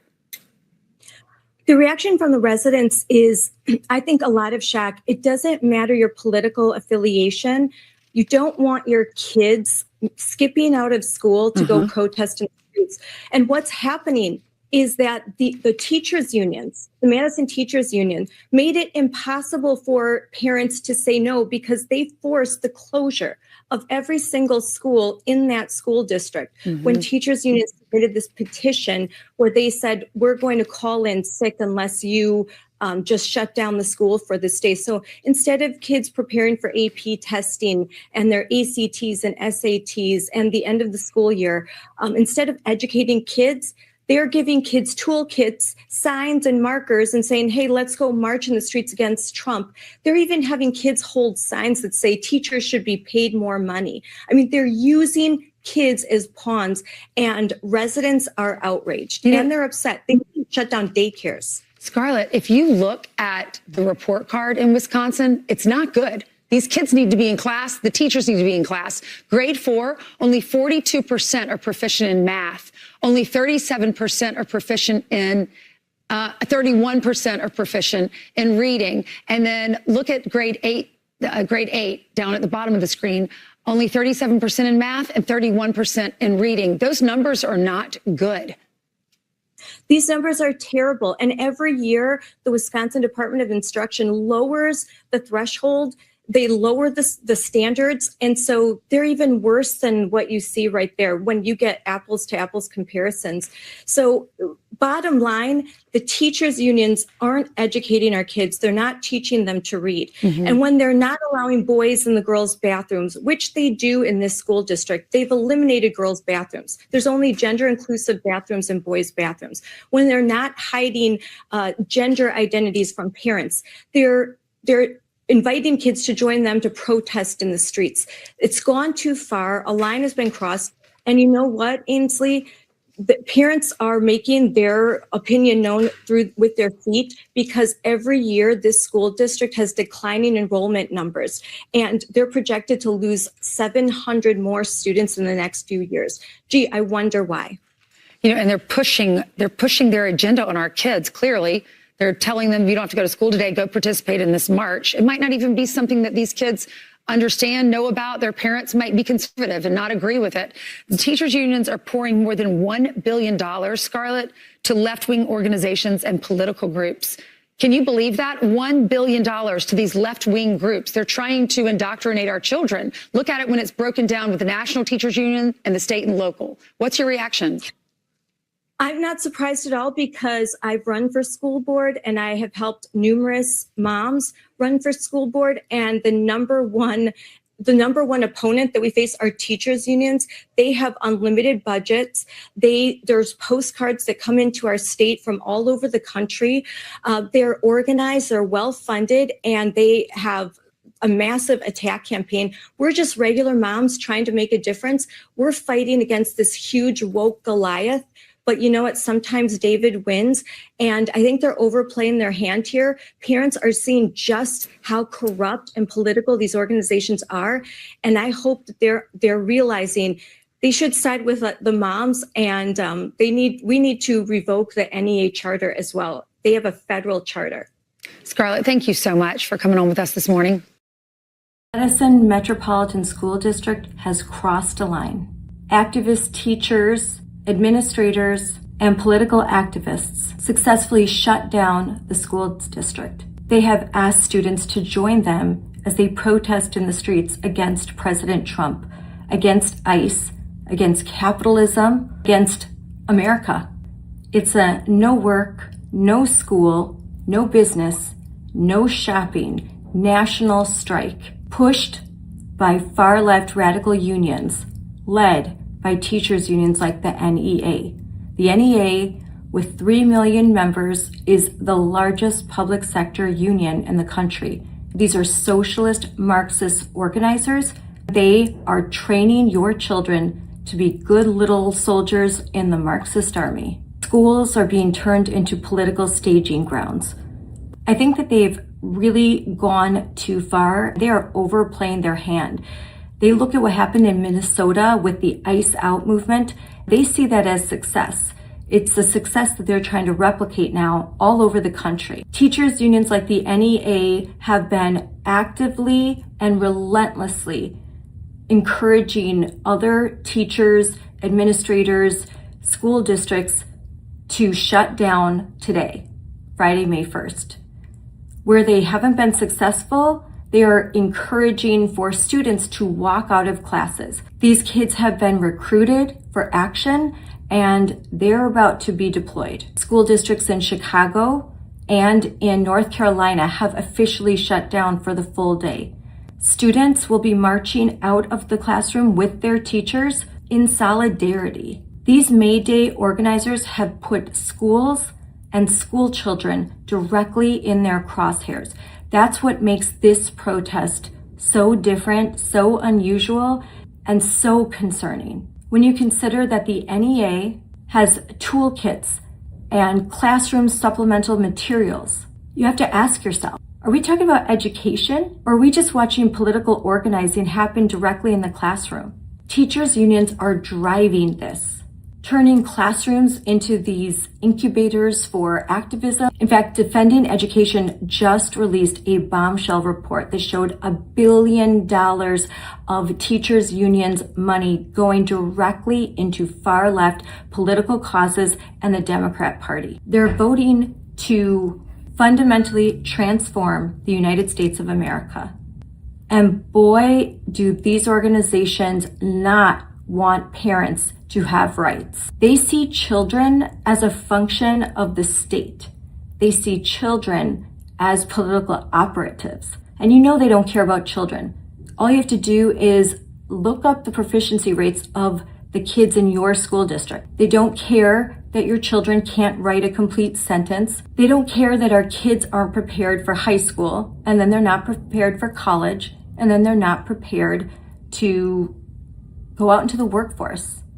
On their social media, they show pictures of teachers with children holding signs, political signs that demand that teachers and administrators be paid more money. Really, do you think that fifth graders care about how much money their teachers make? Do you think that these kids even understand the causes that they are standing up and fighting for? In the case of the Madison Metropolitan School District, when you consider that the vast majority of the kids that are protesting against ICE in the streets come from affluent suburban neighborhoods, and yet these kids have this fantastic story that they tell about the kids being dragged out of their school by ICE agents. So when school districts like the Madison Metropolitan School District accommodate political walkouts and activism tied to May Day protests, parents see a pattern. That pattern is ideological activism taking a front seat and academics way in the back. How can parents trust the school district? Many of them don't. And that's why there are declining enrollment numbers. It's getting to the point of a crisis. Parents, if you have children in school districts like the Madison Metropolitan School District, you must stand up, you must speak, you must fight back against this outrageous type of behavior. You don't have to agree with me on politics. Maybe you're not a conservative at all. Fair-minded, reasonable people can reason together and say, classrooms are not for political activism. They are not for recruitment. Classrooms are not where teachers can go to create good foot soldiers for any political cause, especially a selfish one in which they are trying to get demands made for their profession. Using kids for a pay raise, telling kids fantastic tales that they repeat. These are kids that are compelled to be in the classroom. They are compelled to listen to this garbage. Many are so young, they don't have the mental capacity to resist the brainwashing that they are exposed to every single day. This isn't right. It's not moral. It's not fair. It's not the job of a teacher. There are good teachers out there. I think the majority of them do not subscribe to this kind of behavior, but they do end up caving to the bullying. And that has to stop too. I'm here in DC today. We're going to go to these May Day protests, so stay tuned. Well, I hear your dog in the background. Oh, you can hear them. Zoom usually, when I use Zoom, it, what do you call it? It filters them out.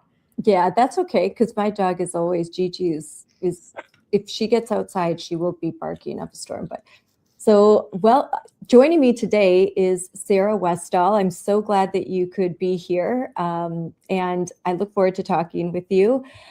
We're starting an off-air conversation, and I thought let's record this because I was talking about our reach on YouTube and how difficult it is for us to get traction.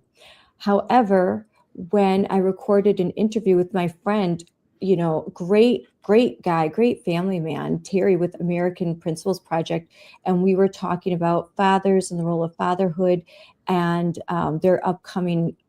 They did a movie, and I don't think it's been released yet, but it was all about the importance of dads and fathers, and I'm all for that. And that video had 116,000 views, and a lot of my other content, if we get a couple hundred views or 1,000 views, I'm happy. And mostly I'm interviewing women because we're Moms for Liberty. It's a female focused organization. And you had some thoughts on that I thought were interesting. Well, it's all theoretical at this point for me because I've been experiencing it for a while too. And I think I've come to the conclusion, and I think this makes sense. There's so few of us in this area that are kind of pioneering this as women.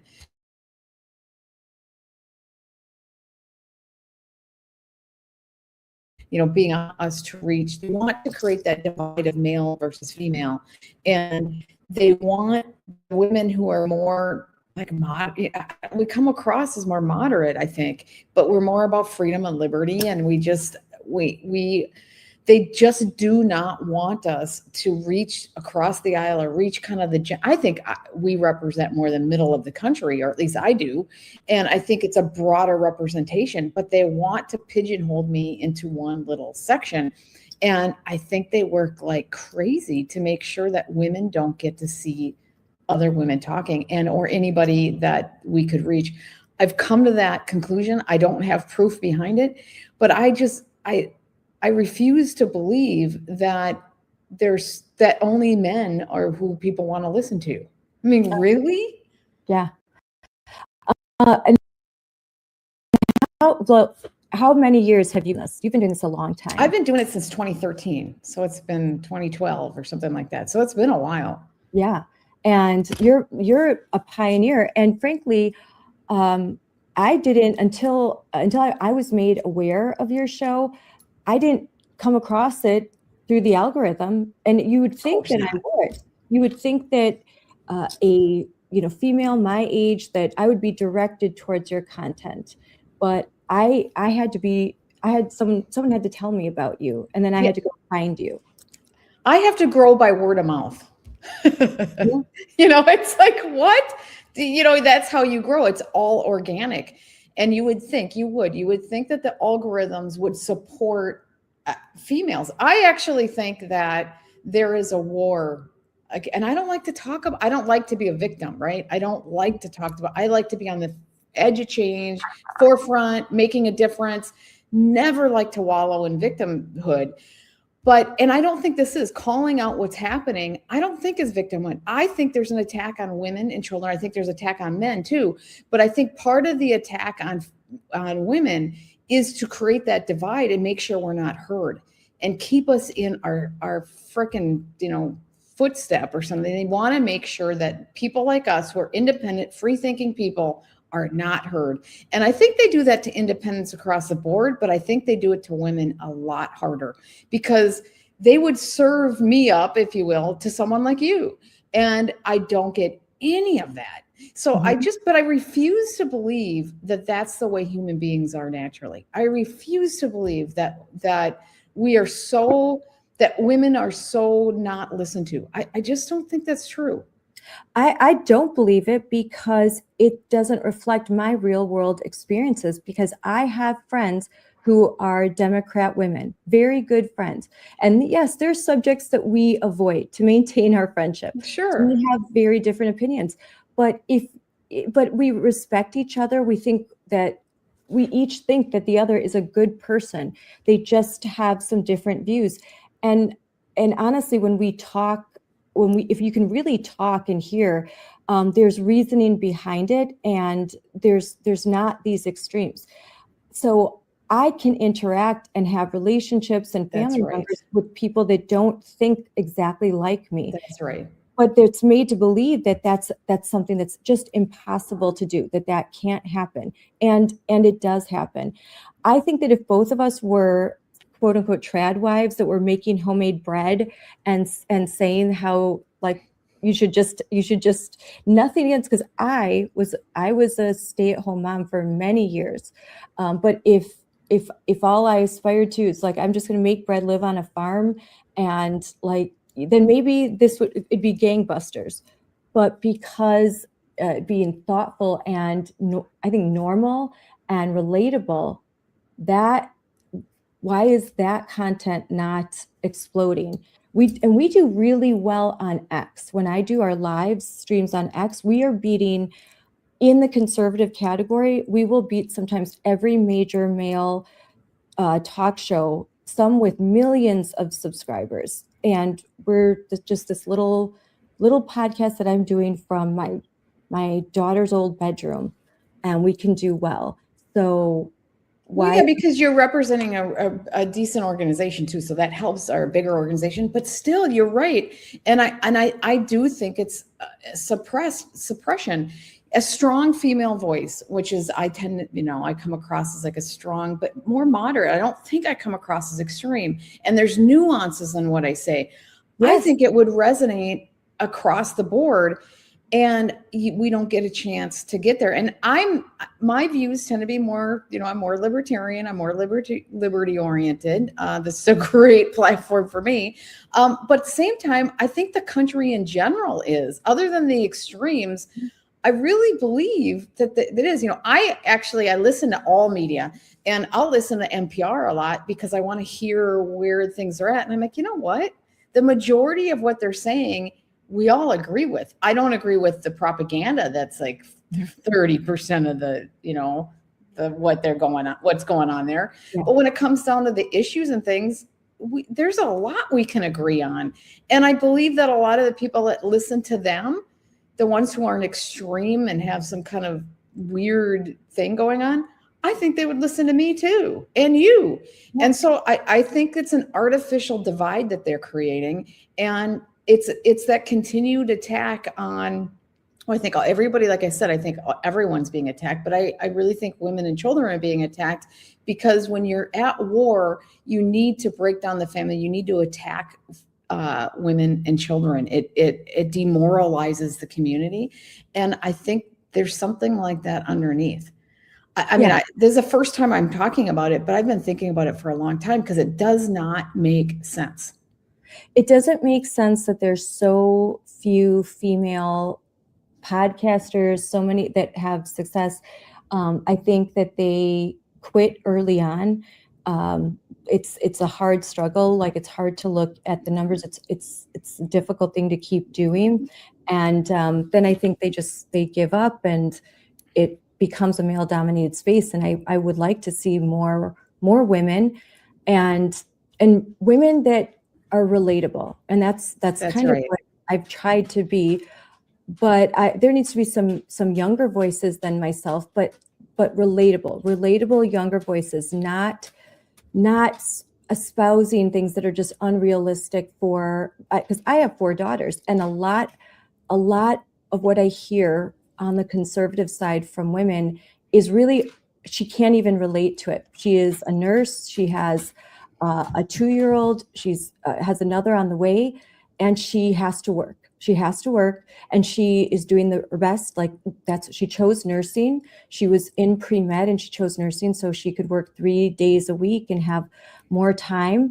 And she likes to work.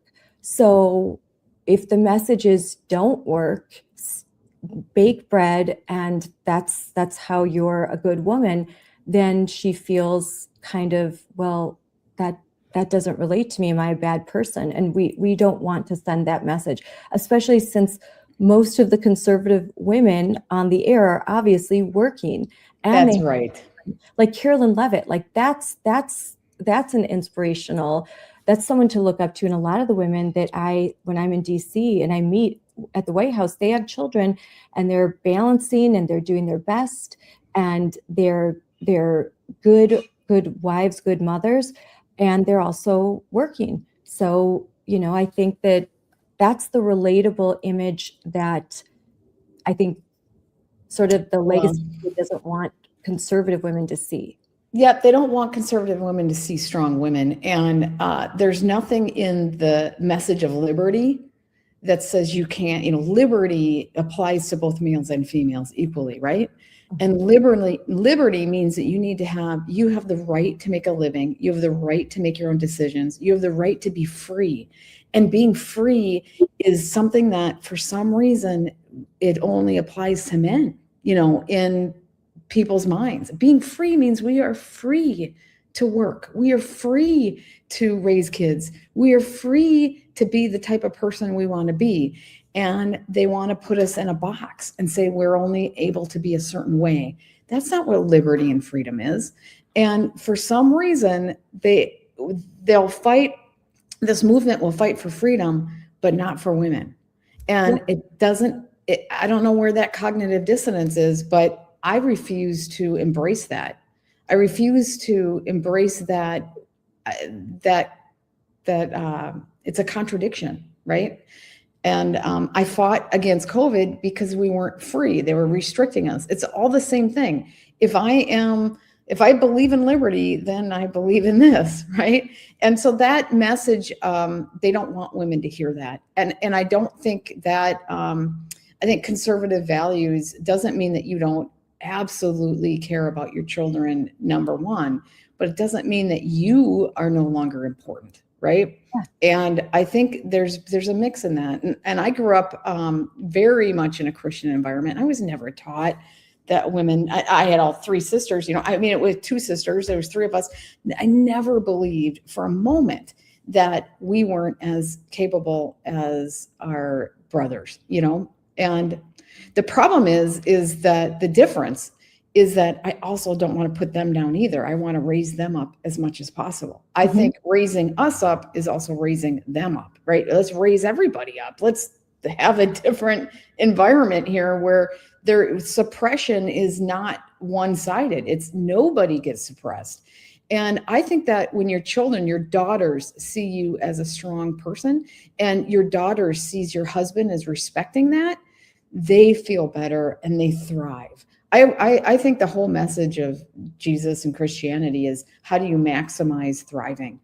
Yeah. And I think that's what love is. You maximize everybody thriving. Yeah. And I was a stay-at-home mom, and I know sometimes you felt like you were made to feel like you're not good enough if you're not working. And then I know as a working mom, being told like, well, you should be home with your kids. So it's just, so we need to just wipe that out and just have respect for that's right. And also for everything, there's a season. There may be a season where you're a stay-at-home mom for a period of years and then you work part-time. That's right. You go back and I know dads who stayed at home, right? I know dads who stayed at home, moms, whatever. It's just, you do what works for you. How do you maximize thriving for all involved? Right? Yes. And that you're okay. And so that would mean that a lot of women are deeply into the MAHA movement on the conservative side. So that means that translates into if your child is in daycare, that you want to have nutritious food in daycares, and it's okay to talk about daycare, and we should talk about the affordability of it and making sure safe daycares. And these are big topics. And as a conservative, you shouldn't say, well, we want women to be home, or we don't want the government to be at all involved in daycare or subsidizing. Well, I think we have to talk about all of these issues, and as a libertarian, as a conservative, and be real about it. and what are the policies that we can have so that these things are more affordable with less government involvement. So these are complicated topics, and I'm having them more with younger girls in their 20s and their early 30s, especially if they're conservative, and their whole life they've believed that the government should not be involved in subsidizing, but then they have 2 kids and they see the price of daycare and they wonder, how can I do this? How does our family survive? They see the cost of housing, the cost of food, and they start to think, well, maybe the government should be involved in this. Well, what are we doing to counteract all of this? How do we message this? These are the hard, complicated questions that I think, and the other side will just have the government will fix it. The government will fix it. Well, they want all government. They turn off their brains on stuff. But I think being a conservative doesn't mean that you're also a libertarian, and being a libertarian doesn't mean that you're also a conservative. And I think that our country was founded on libertarian values, on liberty. And I think sometimes the conservatives miss that. I think that they don't realize and don't embrace liberty. And that's something that's an issue. And I think the vast majority of the country does. And we need to get back to that and talk about that. What is a liberty and what does that mean? And how does that reach across the entire country? Yeah. And they don't want, they want 2 divided parties instead of a party that can be where the majority of the people are united. And I do think that the majority of the people in this country are not extreme, and they're willing to have these conversations, and they don't think that women should turn their brains off and only be in a specific role. That doesn't mean, being a mom, that was my number one thing, but I also worked and started businesses and did all this stuff. Now my kids are doing the same thing. And I think that there's value in that. But like I said, I don't think that just being conservative makes you recognize liberty. And I think there's a flaw there. And I think that flaw is what the other side uses against them nonstop. Yeah. And then women are like, yeah, I don't want to be part of that. You treat me like I'm a slave and I'm a nobody and I have no right to have any respect. You don't listen to me. I'm suppressed, all these things. I can't even believe all the comments that I get on the side. I don't want to be part of that. But then they use that against, like the Nick Fuentes thing. I think he's a plant, but I do think that there's an undertone of what he says that does resonate with a lot of the people that are on that far right or on that are in this space. And I think women are repelled by that. Yes. And I think it's real. And I think it's an attack on family. Yeah, I do think it's not real. Doesn't reflect the opinion of even very strong conservatives that I know. They are repelled by a lot of that, but there are some an undertone of it, a light undertone. Yeah, there's an extreme that likes it, and then but the spotlight goes on that extreme, and like, oh look, that's your whole movement, and then the normies or people that you could attract think, oh, they demurred, like I don't want to get involved, that this is all too much. And it's easy for what is radical, like you're in Minnesota. So the things that happen, like Tim Walz, they will try to make into a moderate, especially when they're running. So they'll actively work to make the far left into moderates, but if you're center right, they're going to paint you as the most extreme. And that's always a challenge. It's not easy. It's not fair. And I think there's a lot of center right people, right? And when you're pretty moderate, but you're kind of to the right, and you grew up in more of a traditional environment, you believe in more of, you just are like, I'm accepting of whatever anybody else wants to do. I'm a libertarian leaning person, but at the same time in my own life, I had a pretty traditional family. I worked, but I was really devoted to my kids. It's just kind of a traditional family. And so I'm center right in that way. I think I'm more fiscally conservative too. I don't think the government should do everything for you. I think you need to stand up on your own. You need to be responsible for yourself. You need to be an adult and all these things. I think it changes the ethos of what you're dealing with in the community when people take responsibility for themselves versus some doing things for you. But that doesn't mean that there can't be some kind of safety net and there can't be things, happening. But I think there's a lot more people than we're made to believe who actually think this way. I don't think it's that rare. But we're made to think that we are extreme and that nobody thinks like us. And like you said, you weren't showing up. Only people can find me are word of mouth, right? Yeah. And I believe if I wasn't suppressed, my show probably would do really, really well. And because it does really well, just word of mouth. So they just do. That's where I've come to the theory. They just do not want that message out there. So there's a concerted effort. And you're right. Like Walls being a moderate, he comes across as more of a moderate when you just hear him talk. He's not. Minnesota is a really messed up place. The fact that now, how can they ignore the fraud and at the same time, act like it doesn't exist and do everything they can to keep the investigations going, to keep people's eyes off of it. I mean, really, and then talk about affordability and how there isn't funding for schools and all that stuff at the same time. Yeah. How can you do that? You can't. No reasonable person can do that. So go ahead. Well, I was just going to say that because I do want to talk about Minnesota, but I think what a lot of kids don't understand, and my husband is, he's the one that always, when it comes to topics about taxes and business, I'm like, go talk to Dad. He's the better argument. And what it is what he says is the kids don't understand how the damage that the government has done so that the costs are this high. So they think, well, I need the government to solve it. And what they don't understand is the government broke it. The reason why it costs so much for childcare is because the government subsidizes over half of kids in daycare. And when that happens, well, then if you own a daycare and the government's going to give you this much money, well, you're going to charge everyone that certain amount of money. When you live near a military base and the BAH, the basic housing assistance, is set to, let's say, $2,000 a month. Guess what happens to every 1-bedroom apartment near in the vicinity of that military base?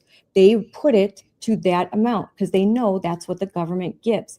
It's not worth that much, but it's artificially set. So everyone pays way too much for housing because of the way that it's structured. And that government involvement in these things often creates, this isn't a free market anymore. It's a market controlled by the government. Yeah, and I would extend it further. I think that goes both ways, and set price can actually lower the value too. I mean, you have to match. True. Yeah, from a marketing standpoint, you have to match what the prevailing going rate is. But I would say that the real messed up thing is the fiat currency and the increase of interest and the devaluation of the dollar is what is really, really hurting people. And that's a hidden thing that most people don't understand. And that is destroying they like to use the word affordability. Well, it's because of our fiat currency that keeps depreciating, and everything is more expensive because the dollar is worth less. And so all of our savings, it eats into our savings every single time that thing goes up by 3%, let's say. It's been going up a lot steeper over the last few years at a faster clip, like 10%. But every time it goes up by any percent, that's how much our savings goes down, because we can buy that much less. And so in some ways it helps you, because let's say you have a loan that's, $300,000. If the dollar goes down and you get an increase to help yourself, then that loan, I know it starts to be complicated. It's not that complicated. Then the loan actually is less. A $300,000 loan 20 years ago would feel so much bigger than a $300,000 loan now. And that's because of the depreciation of the dollar. So, and what about debt? Because oftentimes, how is the debt affecting the affordability? Well, the debt means that we can't use our own resources to help our own people, that we're putting money back into debt. But debt is kind of an illusionary thing in the sense that there really are resources and things that we can do to decrease our debt.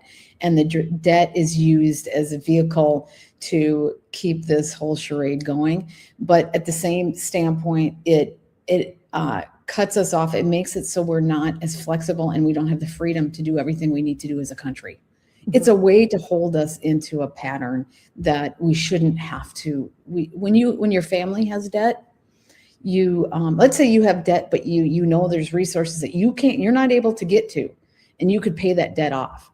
You would pay it off so that you'd have more freedom, as long as those resources are something that you could get, you could reasonably depart from, or you could use properly, and you didn't really need them for another reason. But you would want that freedom, right? But if you have debt and you have no freedom, you spend all your extra resources to pay off that debt. What does that do? Your family has no way to maneuver. You have no future, really. It's crushing on your family. And you couldn't manage a crisis. That's right. That's the kind of situation that they keep putting our country in. I mean, it's a little different, but it's that they can print money and they have a little bit more flexibility with that. But essentially, they're putting us in that box. And there are solutions to get that debt paid off. And the other reason is that we don't have enough people who are in Congress and the Senate and Congress to who understand any of this. We don't have really good business people, just like we don't really have good tech people. We have a lot of attorneys, and yeah, it's great that you have that skill set, but we need people with these other skill sets as well, so that we can manage this country. And our country's been going sideways because we don't have these skill sets. And then what's happening is that you have to depend on these bureaucrats that have been that are been throughout all these different administrations. They call them the deep state because they're the only ones that have any kind of experience. And we've also learned that only about 15% of anything that Congress votes on, only about 15% of how the government is managed, that Congress has influence over. Wow. I mean, things have gotten so skewed that, so that's a big thing. People don't realize that. 85%. Yeah, people don't realize that. We're all focused. They got the whole country focused and diverted on this 15%. And then even on that 15%, you got us all divided. And so hardly anything happens. Meanwhile, the majority of this stuff is just chugging along with people who have been bureaucrats and running this country. That's why the NGOs and all these things are running everything. That's why I love Doge. Doge uncovered so much stuff. It got creamed by the deep state, who was getting paid a lot for this. I mean, people have to know that was attacked. They did not want that transparency because that was the money train. And Doge uncovered a lot. It was one of the best things. I have this kind of weird, I'm not sure what to think of Elon Musk, but holy crap, did he do the country a favor when he did that. The sad part is it wasn't able to meet its fruition, and it wasn't able to, be the promise that it could have been, because it had so many headwinds. The way that they went, in my opinion, and I'm not an expert on this, but it seems like the way that they went after him and really just tried to crush his whole business, how far they were willing to go. And when someone like Elon Musk, I think, essentially is like, I don't know if there's anything more I can do, that to me was a little scary, because he's a pretty powerful guy. Well, I think that shows you that any one business person isn't all that powerful at the end of the day. I mean, he has a lot of influence, but he's only one person. And then that's why we always say that even the president, it takes all the people, because any one person gets shut down. Marjorie Taylor Greene was in charge of the Doge committee. I mean, that was her. She was the chairman of Doge. So there's something weird there too. I would love to get her on my show and ask her what the hell happened there, because she's not talking about it publicly. Yeah. So something happened. Something happened because it was big. I mean, it's all we were talking about, and then we weren't. Then Marjorie Taylor Greene suddenly out and at odds with everybody, and she was the chairman of that committee. What the Yeah. heck happened?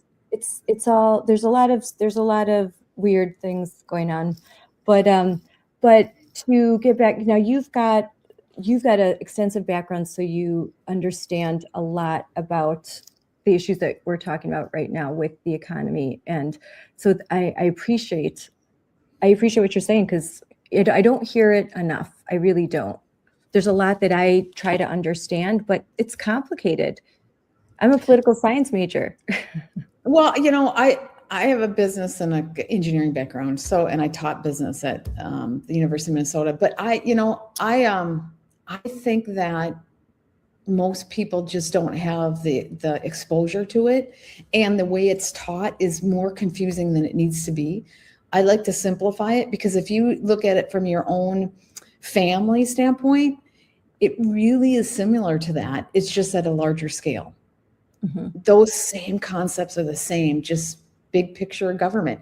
And these big financial institutions wrap all these complicated terms around things, and then average people don't understand them. They don't have to be that complicated. As soon as things become all wrapped in all these complicated terms, and they can't talk to you about it in a simple form, that starts they're either purposely confiscating, they're purposely making it confusing, or two, they don't understand it themselves. Yeah. I mean, I think a lot of people look at the inflation, everything that's happened since COVID. There was probably a hope that President Trump could come in, snap his fingers, and everything could go back to what they would call normal. And there's frustration like that things aren't the way they were when he was president in 2019. And I think it's understand that things are a lot more complicated than I think what people thought. Yeah, and I think the complications come from everybody fighting and not understanding.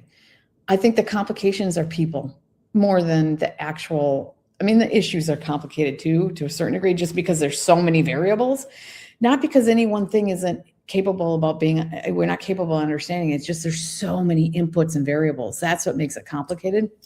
But the people part is the hardest. So if I'll ask a big questions probably, but to explain it in the simplest way possible, what happened between 2020 and 2024 during the Biden years? What were the things that happened that were the most crippling to our economy that have contributed to where we are now? I think the printing of the dollar was the worst thing. That created massive inflation. And it gets back to what I was talking about before. During COVID, they did massive printing. And fraud. It's like taking your credit card and maxing them out. And then now as a family, you have to go forward, where it's not affordable to your family because you're spending all your money paying off your credit cards. Yeah. And that's the situation that we're in. And plus, I think it also created this extreme frustration with the government. And so we're in a heightened, in some ways that's helpful because it got more people to pay attention. In other ways, it created more extremes everywhere. And flooding so much money that I in Wisconsin and in our public school system, there's still unspent funds.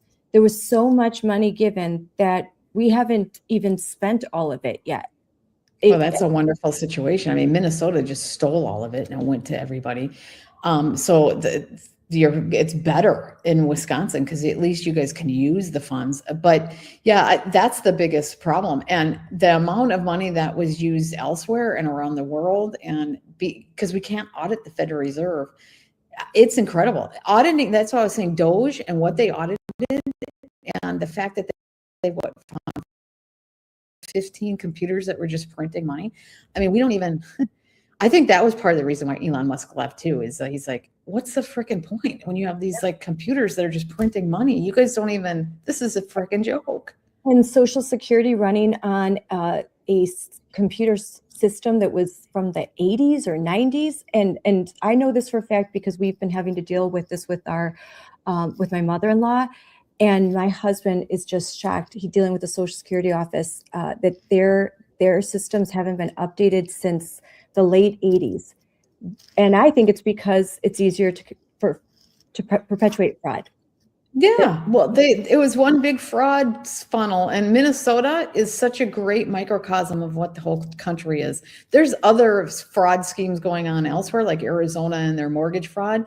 I had Senator Fincham on to talk about the mortgage fraud, and there, I've had other people there as well who have done forensic, audits or not an audit that's government sanctioned, but they come in and just really check it out, and that's what they've been doing for years.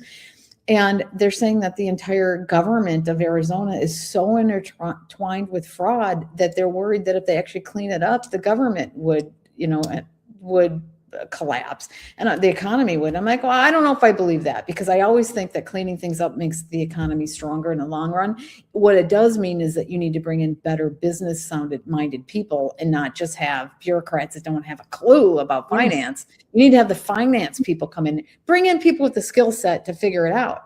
Mm-hmm. But because cleaning things up always makes things better, right? You will always be better when you clean things up. And stealing, but if you notice, some of the communities that are their best are being funded by drug money, and unfortunately by human trafficking money, because human trafficking makes more money than drugs. But anyways, they had mortgage to launder that money, and they would do things through mortgage scams, and the judges and all these officials were in on it. Still are, and they would take out a mortgage for $600,000, and then there would be a shadow transaction for like $60 million, of which all this money then was laundered. I mean, this so there's schemes all over the place, and they look the other way, because all these politicians, they talk a big talk in front of the camera. Yep. But they roll up their sleeves and act like they're doing things, and then don't ever do anything, probably because they're part of the problem. They're probably getting a lot of money behind the scenes. If you are worth like Ilhan Omar, how does she go in being an average person and now worth what, $68 million? That does not happen. That's not possible. So what have you seen evolve in Minnesota over time? When did this start, and how did it get this bad? Well, I think obviously the corruption. I don't think that Democrats own the corruption. I think it's a dual party situation. Otherwise, things would have been cleaned up sooner. And if one party was bad and one was angels, they would have been talking about it openly forever. And it just started talking about it openly once the internet came out and people like us started talking about it and forcing their hands. Mm-hmm. But so that gives you an indication, people who are out there thinking it's just one party, then why did suddenly they just start complaining about it now? That's because of people like us having a bigger voice. But, and it's not everybody isn't bad, right? And not on both sides. The one thing that's true is that the average person in this country, Democrat or Republican, do not want fraud. Now, don't think for a moment that, the average person wants fraud, because that's not true. Now, but in Minnesota's case, the Democrats have been the ones who, because they've been the ones in power, and they're the ones who have been stealing the most money, and they're the ones that are covering it up, and they're the ones that are benefiting. And the Republican, the most of them, not all, because I'm sure some of them are getting some kickbacks, are the ones that have been fighting to make a difference. But Minnesota, I think, got really bad once they started getting control of all houses. And then this extreme faction came in that they don't. I think there is a Somalian deal here. Like, I don't like to really say all Somalians are bad and they're garbage and all that. That's awful. That's not how you do it. And I also don't think it's a color of skin thing, because let me explain, because it's a culture thing. Okay. Mm-hmm. They happen to be Black, but there are other people who are Black who are raised here who don't think that way. Yeah. It's a culture thing. And in Somalia, they have been the government is so corrupt. It's so out of control that the culture is such that they don't even view rules. There isn't a rule. Like, we grew up understanding the value of not stealing and being frugal and having responsibility for ourselves. They were in such a corrupt environment. In order to survive, they had to steal, they had to bribe, they had to cheat. And they learn that as a way of survival. And then they don't think it's a problem. And so that's why the Somalian culture, the ones who haven't assimilated, a lot have. If they were born here and they assimilate and learn some of this, they don't all think that way. But the ones who do, and that culture gets spread across how they interact, that's why you're seeing so much fraud in that community. And then they have outsized power in the political party, in the Democrat Party, where they are not questioned otherwise. And then they've weaponized racism. And if you question them, then you're a racist. No, we're questioning them because they're stealing and they don't respect our laws. You're right about the culture, because too, I have friends in the area that I live. There's a large community of, whether they're Russian, Ukrainian, that have legally immigrated to America to escape. Some of them go as far back as before the wall fell, so escape early communism, and some younger just to escape the whole society that exists there. And they will just, it's so corrupt. The way business is so corrupt. The way politics, it's so different. And I've had long conversations, and it's shocking to me the way you would run a small business, and that it's just absolutely mob style. It's crazy. That's right. And that's just what they know. And they don't. And if you can steal and you can funnel money out of the government, then you are actually doing good. You're actually successful. And most of those that have emigrated here are also Christians or devout Jews, but they have been raised in this religious environment where they have those morals and mores. And when they emigrated here, they welcomed this culture and they wanted to assimilate. They wanted to learn the language, and this is the life they wanted for themselves and their children, which is very different. And it's not as large scale, massive assimilation. It's one family, one person that gets to escape and maybe bring another. It didn't happen so fast. And I'm Hispanic, and I'll tell you, in the Hispanic culture, especially if you're from Mexico, I was just talking to my friends who are legal immigrants and born and raised in Mexico, and it is a normal thing to be kidnapped off the side of the road. It's a normal thing to have a family member disappeared and never see them again, and you never talk about it because of the way that things are run in Mexico. So they're very afraid of the government. They put their head down and you don't say anything. So when you bring that into America, and then you have a political party that sort of captures them, it's sometimes easy to see why, there can be kind of a monoculture. And I think Trump's success was breaking that up and, starting to have libertarian and free market ideas and liberty, that here in this country, it doesn't have to be that way. But it's, again, I still think no matter what, the Democrats and the left, I shouldn't even say a party, the left still have a monopoly over a lot of these new immigrants. Well, they don't even understand what made us great in the first place. Make America great again is getting back to these traditional values. And it's the traditional libertarian values that we're talking about, not necessarily Christian values, although Christian is a lot of what underlies this, but not the Christian right. I think there's a difference, and I'm sorry if you're Christian right, but some of those things are not libertarian oriented. Yeah. It's about freedom and valuing and self-responsibility, and that self-responsibility and picking yourself up by the bootstraps is what created this country. And that is what we need. Like my husband's from Mexico, and my children are Mexican too, half Mexican. And some of the Mexicans are the hardest working, amazing people, right? They have a work ethic like no other. And that is incredible, right? It's unfortunate that they also have a lot of corruption there, because that work ethic, if they have that work ethic with a government that's not corrupt, they'd probably be the best in the world. I mean, that work ethic is absolutely incredible.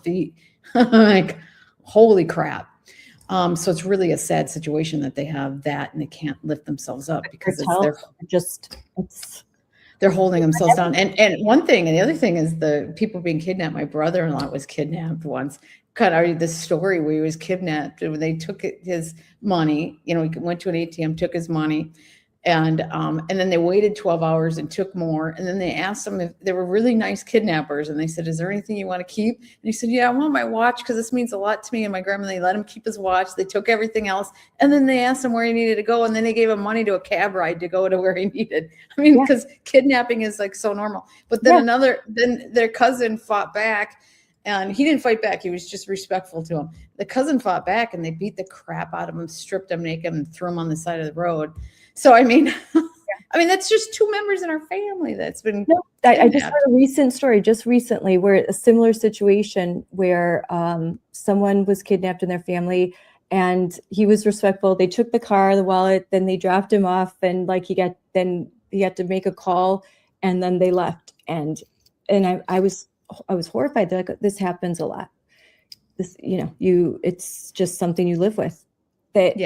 And you be respectful, and most of the time they're not going to hurt you, but you have to be careful about that. It's terrible. Yeah. And then they also, I had, my brother-in-law had a baby who needed surgery and he had to take his money out of the bank and the bank tipped off the robbers. And then he, down the street a block away, they had machine guns on his car, taking his money, just took out of the bank for the surgery. So but that corruption is built in. So it's really sad because the average person there is such a hard worker that if they didn't have that other layer, like I said, that work ethic with a government that functions properly could be the best in the world. Mm-hmm. Mm-hmm. Yeah, but to understanding what I think if people are confused as to why the manipulation of these new immigrants, and I think that there are people that know how to manipulate, and they bring populations in and they manipulate them for their votes in order to. This is a way. Oh, for sure, it's all. But on the right, I wouldn't say that they need workers. They need people to do things that they'll say that Americans don't do, and that's the corruption on. So there's corruption. But there's always some truth to a lot of this, right? Mm-hmm. There's truth to what everyone says, and then they weaponize the truth to the extreme. Mm-hmm. That's the problem. And the personal passion I have is the human trafficking, yes, and that underpinning our funding a lot of the activities. Yeah, you can't have a country with a soul with that being the underpinning of a lot of activity. You can't. That can't be anything that funds our. You can't. You can't be that rotten at its core and function. Do you think Americans understand how treacherous the human trafficking is, and that it is a bigger money maker than drugs? Do you think it's really seeped in? Because I don't think enough people know. I don't think they want to accept this, that human trafficking is so prevalent in America, and it makes a lot of money for very bad people. Well, there was a congressional report that was done under Obama that I can't find anymore. It was scrubbed from the internet, but I had it, and I didn't realize back then that I needed to save everything. And this was in like 2016 timeframe. And they showed there was about 300,000 kids that were brought in from South America during a certain point of time for trafficked. And it was a Senate investigation. They know how many of these kids are being trafficked. And it's incredible that there's a blind eye turned to all of this. It's because the people who traffic know that good people don't want to see it. They can continue doing it. They won't do anything because it's too horrifying, clutching our pearls and being horrified. So we would rather ignore it and act like it doesn't exist. And so if they do it in the shadows, nobody will ever do anything to you because the average person is too fragile to think about it. Yeah. I don't mean to be mean because I have a hard time doing it, covering it nonstop too. It's too hard for me to do it all the time, but we can't be so fragile that we don't take care of an evil like this. Yes, there's a lot of moms and Moms for Liberty. This is a very passionate subject, and they are fighting for legislation in their states, and fighting for legislation in Congress that that puts that to address it. And so it's become it. Obviously, we're moms and we're horrified. And I think once you know what's going on, you're trying to do everything you can to stop it. And you see a lot of the anti-ICE protesters, and I talked to one individual that was very supportive of them, and they were talking about human trafficking, and I said, well, I think one of the reasons why I support strong borders is because of I want to limit the human trafficking, and I think that with open borders, it's just unchecked and out of control. It was. And you asked back then about the Biden administration. They were purposely doing that. It was, I have Andy Scheckman on every other week, and we do a show on the, a financial review every Friday. And I have different prominent voices that come on my show. And one of the things that he always said, and I agree with him 100%, he always said, this is too stupid to be stupid. They were doing things that made no sense, but anybody with a brain, it was too stupid. It was like if you were just incompetent and you weren't doing something, it would have been better, right? It was like they were deliberately doing economic and things to harm our country that you had to consciously think about. And one of those was the immigration. Yeah. No, yeah, it doesn't make any sense. What we were doing during the Biden administration was just so horrifying. I remember living it. Like, I don't understand this. This just doesn't make sense. We're doing. And how did the Democrats how did people that support him not see it? That's what I don't understand. And that's why they don't want people to listen to shows like mine or yours, because they might see it if they listen to us. How do so many women in America, and you've witnessed it in real time in Minnesota with the protests, and so many of them are women, and they're more affluent, middle-class women. How is it that women just don't see what's happening? Because I have to. Because they don't listen to. I think it circles back to what we were talking about at the beginning. These moderate voices are totally suppressed. They will not let them listen to us. My voice, that's why I got my lawsuit going on. I just landed last week suing the federal government and Google. Oh, what was that about? I have a landmark lawsuit against the United States government and Google for everything that they did to me specifically. But I had, we sued them initially. There's a group of us that sued them initially in 2020 when they took us down. I call it the day the internet died, where they just took everyone down that one day. They took people down before and after, but there was that huge operation. It was October 20th, 2020, I believe. And they took everyone down. And then we sued Google. There's a group of 15 of us, and then we went to the Ninth Circuit, and they lied. Google lied in court and said that they were acting alone, and that they took us down acting alone. And so there wasn't any government coercion. And now, since then, there's been enough information that's come out and in the Senate that Google lied, and that there was significant government coercion. They admitted it in a letter in Congress that Jordan was running this committee, Jim Jordan. Mm-hmm. And so we sued, and then they allowed me. There's a whole bunch of details on this. So they lied. But anyways, they also put they wouldn't let my show back up, my channel. And then they allowed impersonation channels up that were monetized, putting all my content up, monetized, but yet I couldn't go up. And they wouldn't take the monetization channels down. They wouldn't take any of those channels down when I was trying to reach them.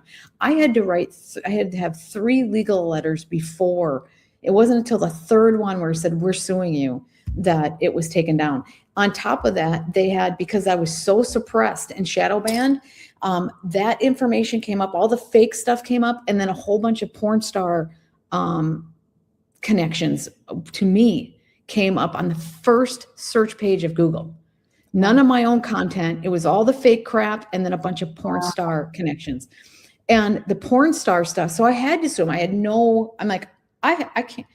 Any self-respecting person now has to sue these guys.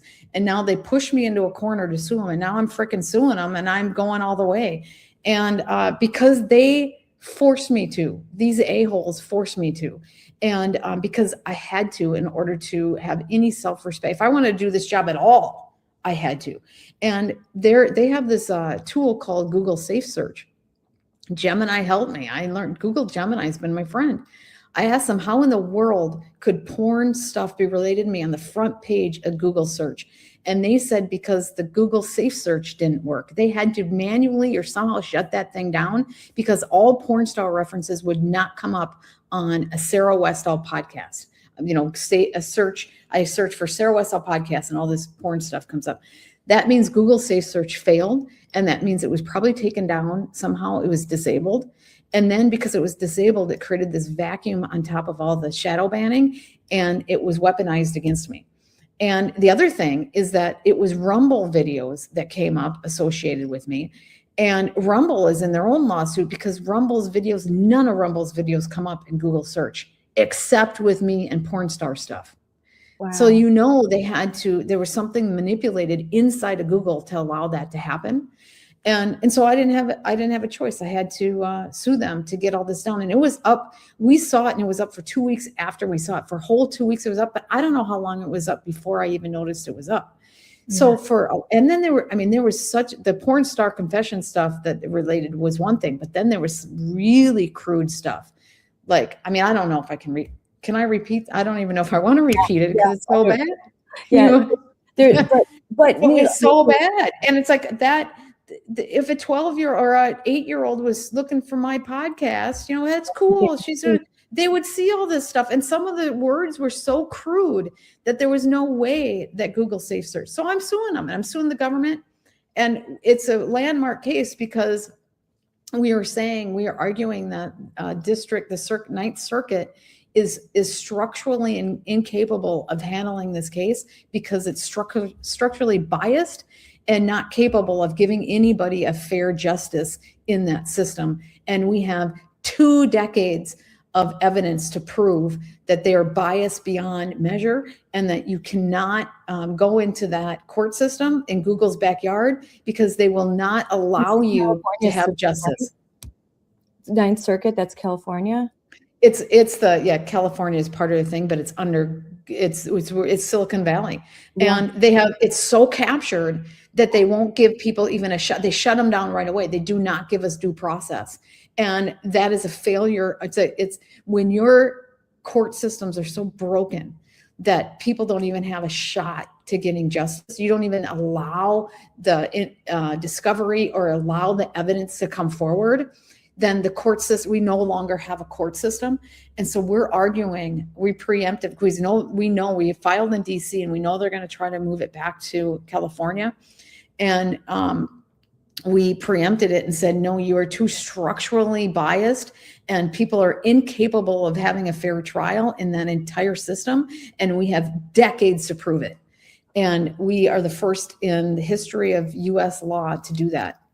Well, I wish you all the luck. The Ninth Circuit is the circuit that struck down I believe is the first circuit in California that told the State Department of Education in California that they cannot secretly transition young minor children, and I'm talking middle school children, behind the backs of parents.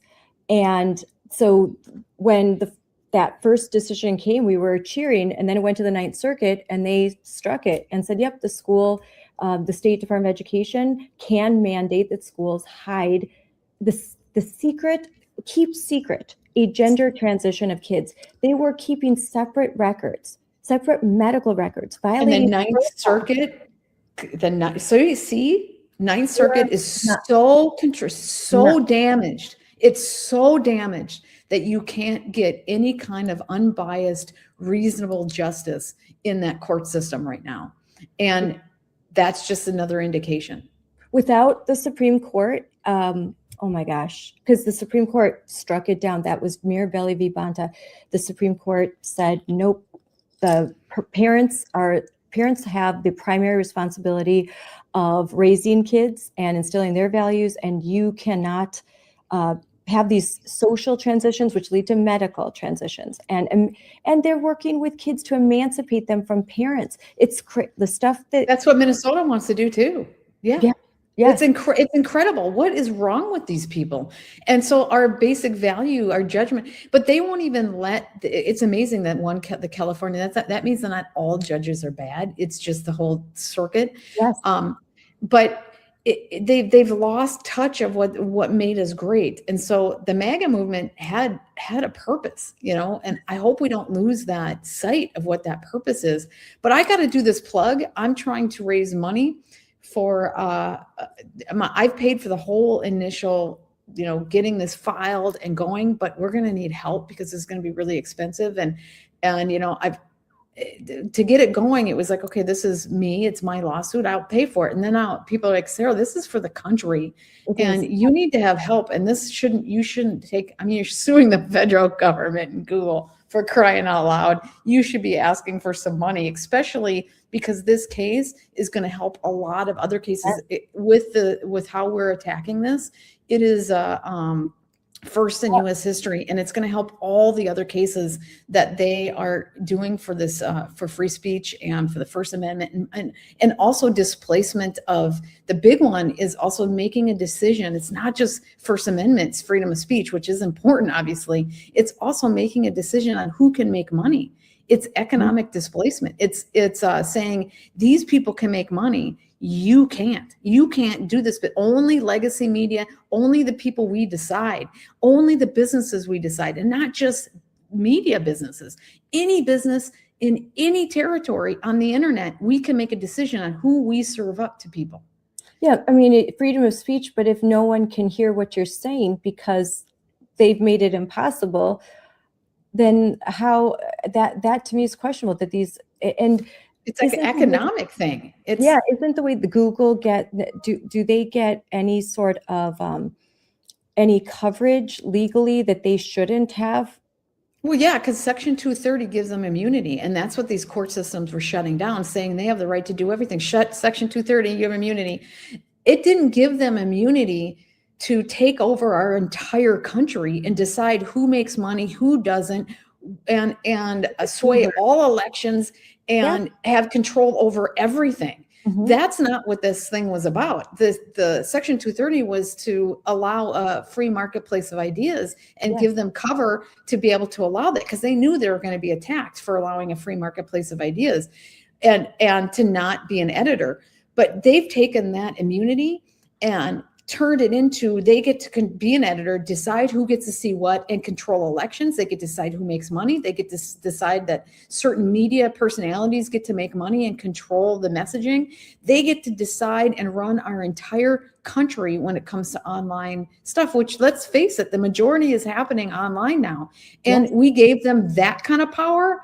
I don't think so. We got to pull our heads out of our behind and say this, if we want to lose our country, we keep that in place. But if we want to have any kind of resemblance of what we had and any kind of liberty and freedom, that cannot stand the way it is. And that's what this fight is about. And it's going to help if we can get to discovery, and even if we can't, this fight is going to help in a lot of ways, because our attorneys are in the forefront of this, and they are learning every time they do this, they're learning how to combat this. And we are farther than we've been in, they've been fighting this for over a decade, and they are the most knowledgeable in the industry that I have found. There's other people who've been fighting it too that are pretty knowledgeable, but these guys are on the cutting edge, and every single thing that we do is helping them learn how to combat this. And we are making progress. And so I just hope people will help me, fund the rest of this, especially if we get discovery. It's going to be, we're fighting the federal government and Google. So we're going to need some help. How can people help you? Let me give you, I don't have to give, put it in my, it is End Government Coercion. So it's NGov Coercion is my Give, Send, Go site. GiveSendGo.com. End Gov, G-O-V, coercion. And then you'll see my press release, you'll see everything. And, we've been talking about making that, once my case goes of maybe making it, if anything doesn't get spent on my case, it's going to spill over to the other cases. I started United for Free Speech, but I think it's so much broader than free speech, even though it's the First Amendment and it's the number one amendment for a reason. When I started realizing how much of they're controlling, I'm like, holy crap, this is like so much broader. And it's so important that we get involved in this. And any dime that you give me will be spent to help fund this legal fee and this legal fund. And anything that doesn't get spent specifically in my case is going to spill over to help others in this area. Great. And in closing, because you're talking about Google, I mean, what about AI? Because that's something that we're really focusing on in Moms for Liberty, AI in education. But AI is, I mean, if they can do this, do what they did to you, what Google can do that, I just think over to AI. AI it's moving faster than society is, right? My background, I'm a computer scientist engineer, right? That's my background. So the way the world's going is where I started my career.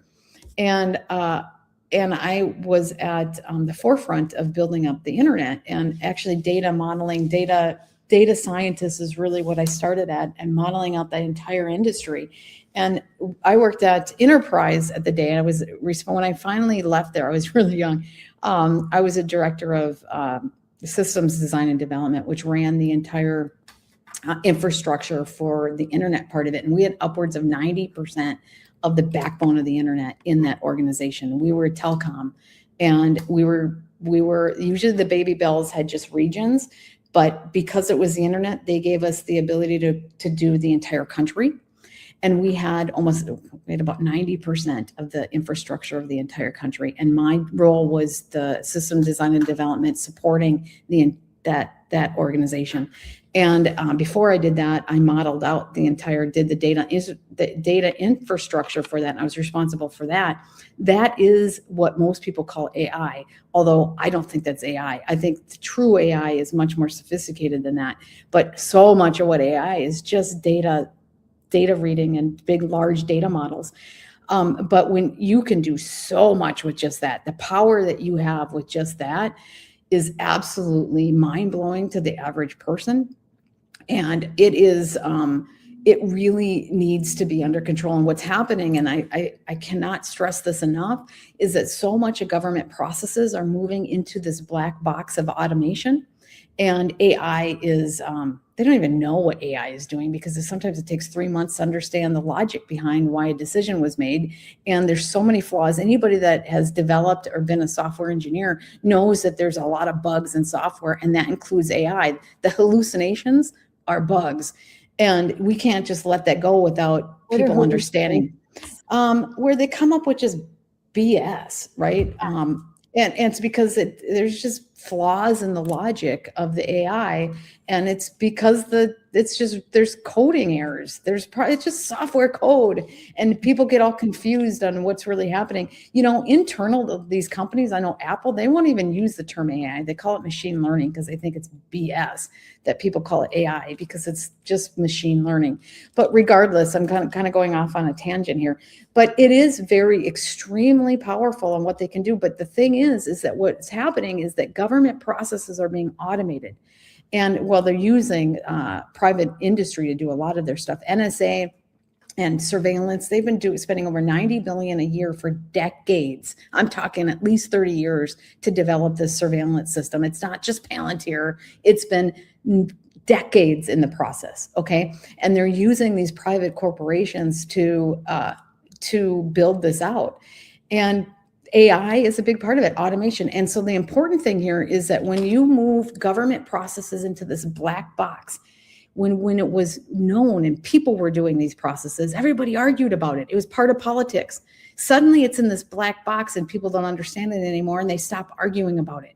No, that algorithm is what people used to do. That algorithm, you should be able to argue about that specific software algorithm. That means A, we need more transparency, and B, we need a hell of a lot more people understanding at least some basic software knowledge so that we can argue about what's in these black boxes, because we used to argue all the time about what people did. And then as soon as it went into these black boxes, we stopped arguing about it. We cannot do that. That is the end of freedom, period. So they're having, so a lot. Does that make sense? I hope that made sense. Yeah. So a lot of what the government does is being just put into this machine learning to spit out answers or to policy. Well, it's like we're automating processes, right? Instead of people doing these processes, we're putting it into computer software and allowing the AI and these private organizations and even government organizations to just run it in the background. And we used to argue, it used to be people doing all these jobs. Now it's computer software doing these jobs, which fine, okay, but that still means that we need to understand what it is that they're doing and debate it. Just because software is doing it doesn't mean it's no longer debatable. And I think we've kind of dumbed ourselves down to a point where we just think it's this untouchable thing. And people, and part of that problem is there was only one computer scientist in the entire Congress, 2 electrical engineers, 15 medical doctors. We don't have literacy in our Congress, but yet the entire world is run by big tech. The largest companies in the world are all big tech, and they're larger than anything we've ever seen, from Apple to Google to Microsoft to Amazon to NVIDIA. These are the largest companies the world has ever seen, and the entire landscape of the world has changed. It's no longer big oil, it's big tech, and our entire Congress is illiterate, aside from a few people. So that's our issue. What about secrets? What about strategy? Is all of that going into this machine learning too? I mean, what about, I mean, how well can we know that our secrets are being kept secret or a strategy isn't being manipulated? Well, it depends on what you mean by that. Surveillance means that we're all being surveilled. It's kind of a panopticon of every daily life.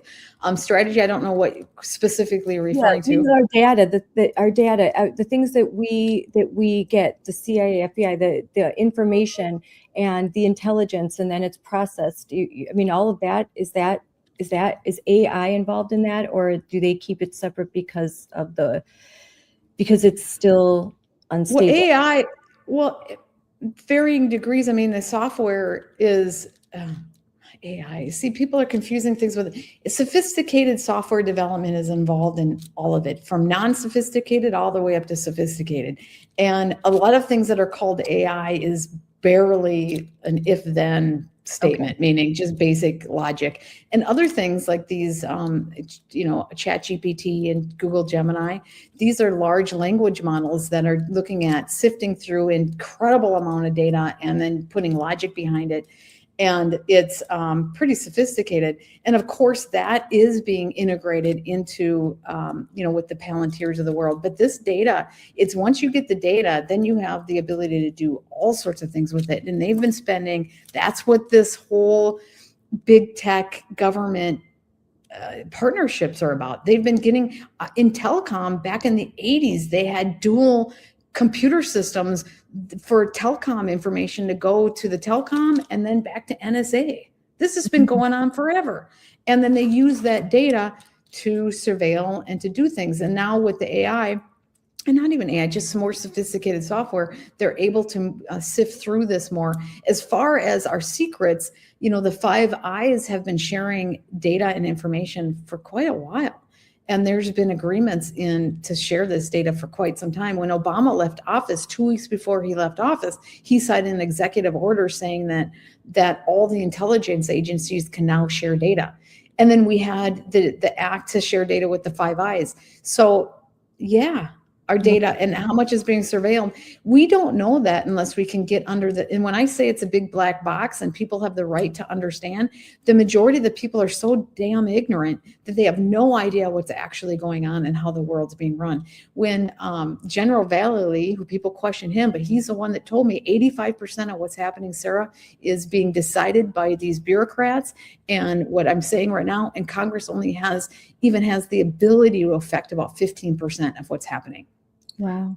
And That's what I'm talking about. And so, with your expertise, what's your opinion of what they're calling AI in education? And however, bringing in more of learning through AI, machine learning, like instead of— I think done very, very well, it could be really good. I think putting it done in any kind of sloppy way and unconscious way and not knowing that what the heck we're doing, it could be so detrimental that the kids won't learn, and that we will create an entire generations of kids whose brains don't develop properly.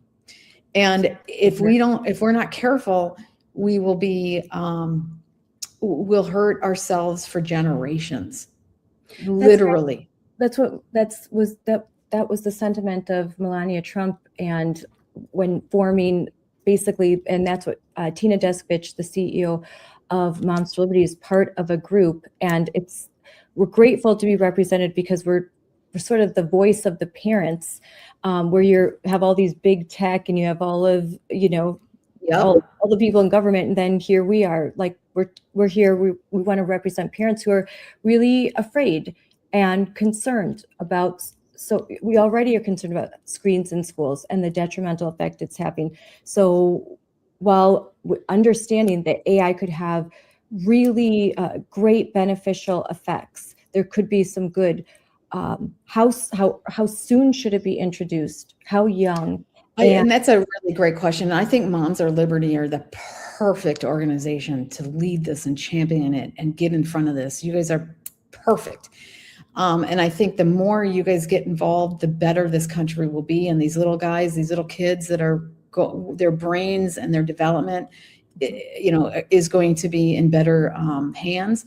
But I would say that kids should stay away from AI on a regular basis until maybe they're in middle school or high school. Now, there could be, like, this is my opinion that I've been developing over years of thinking about it. There could be classes, they go and take a class and learn how to interact. And so the important thing of having early education with computers is that it becomes a norm for them, and that they're not scared. It's not something that, when we learned, well, I know I learned early, but when people learn later, it's clunkier. It's not just part of how you work, and it's not, you learn differently, right?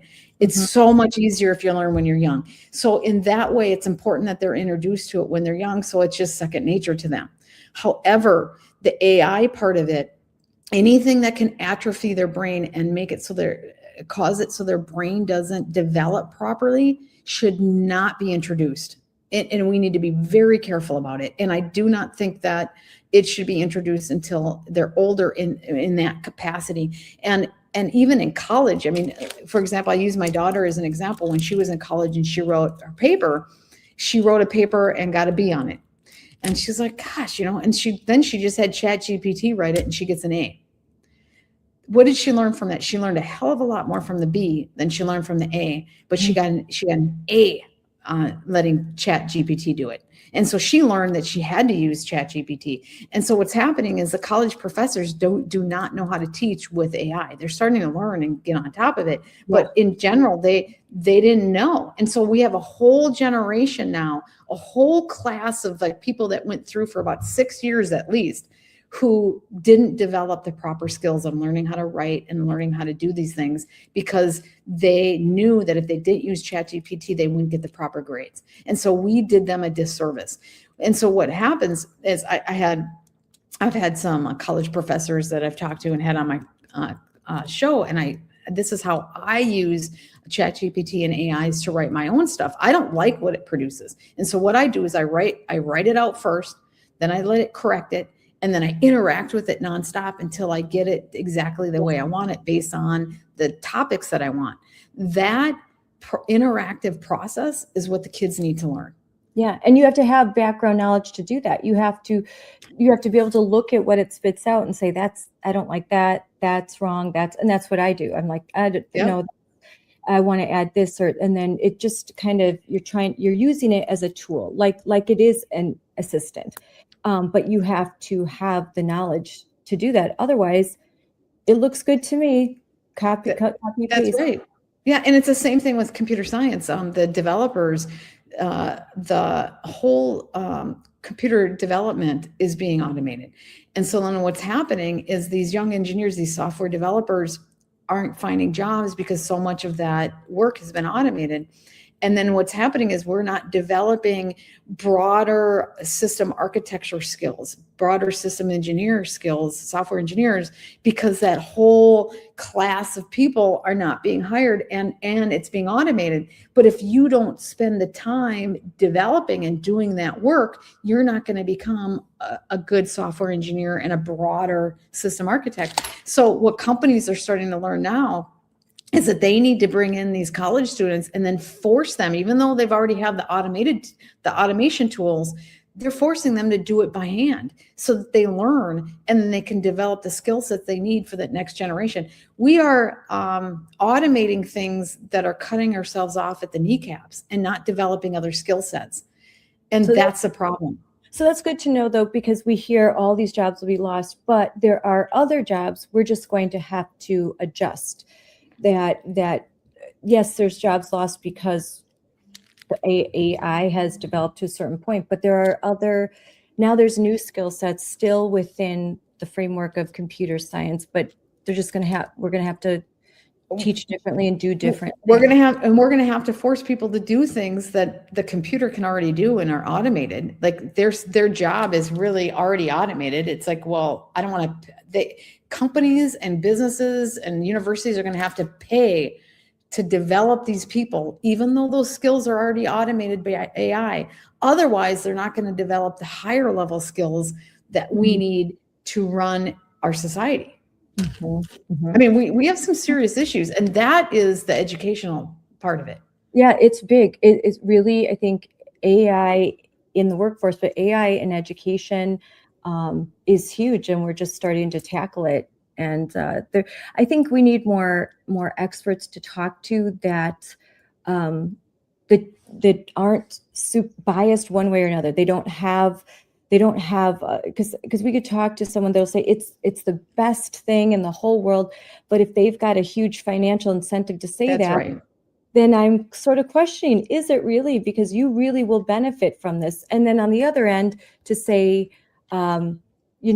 just pencils, papers, pens, notebooks until they graduate high school. Well, that's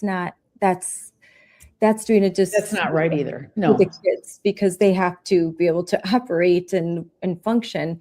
So how soon do you start? And then the guardrails. And frankly, I'm not very, I mean, you're in Minnesota. The public school system really doesn't, I don't trust the public school system for unfortunately.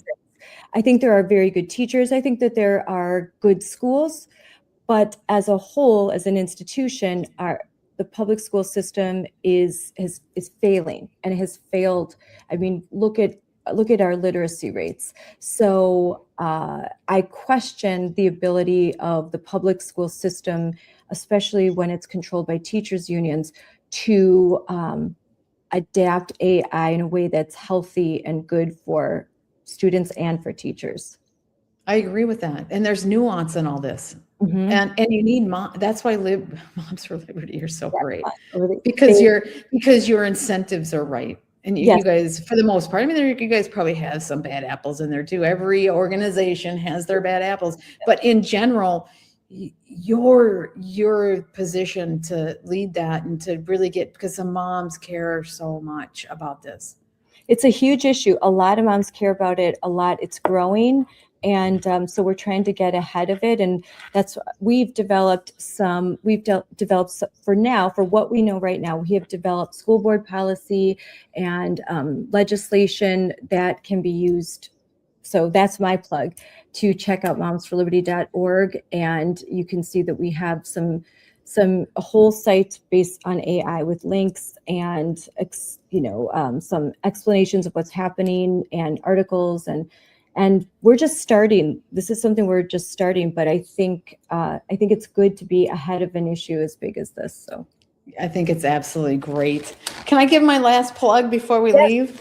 Yes. And then I know you've got a show to do, and I'm going to do another interview with another great woman, and I'm so happy to be able to platform so many Well, you need to give me some of these women. I want to get a little bit more will. women on my platform. I've talked to a lot of men, and I'm like, okay, Stacy's my publicist. And I said, oh, God, I reach out to women a lot, and it's easier to get the men on my show, but I need to get more women. So I'm in this mode right now of trying to get more women, but Oh, I'll send you. There's some really great women.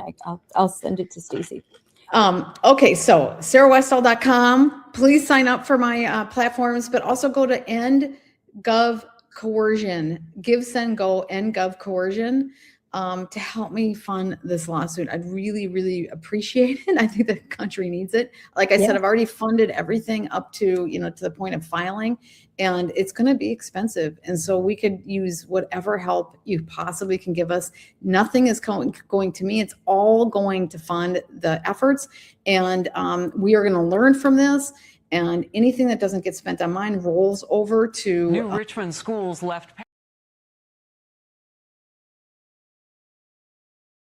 So every dollar is going to be used to solve this problem for this great fight that we have this is one of the #1 fights that we have to preserve our freedom.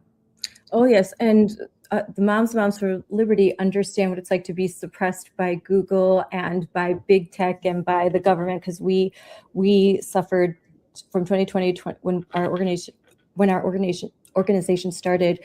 We were put on the FBI watch list. So that's crazy. Yeah, we were suppressed, actively suppressed. I was shadow banned on a regular basis and completely banned several times just for saying that you shouldn't have to wear a mask outside. It's just so lunacy. It's totally lunacy. Total lunacy. It's crazy. Well, you guys are doing such a great job. Thank you for everything that you do. And that all of you out there that are supportive to the Moms of Liberty, and Liberty, I just thank you, all of you, for Liberty, being out there and doing the fight. Yes. Go Liberty. Yes, let's have more of it. Thank you very much for coming on, and I really enjoyed this talk. Thank you. Bye.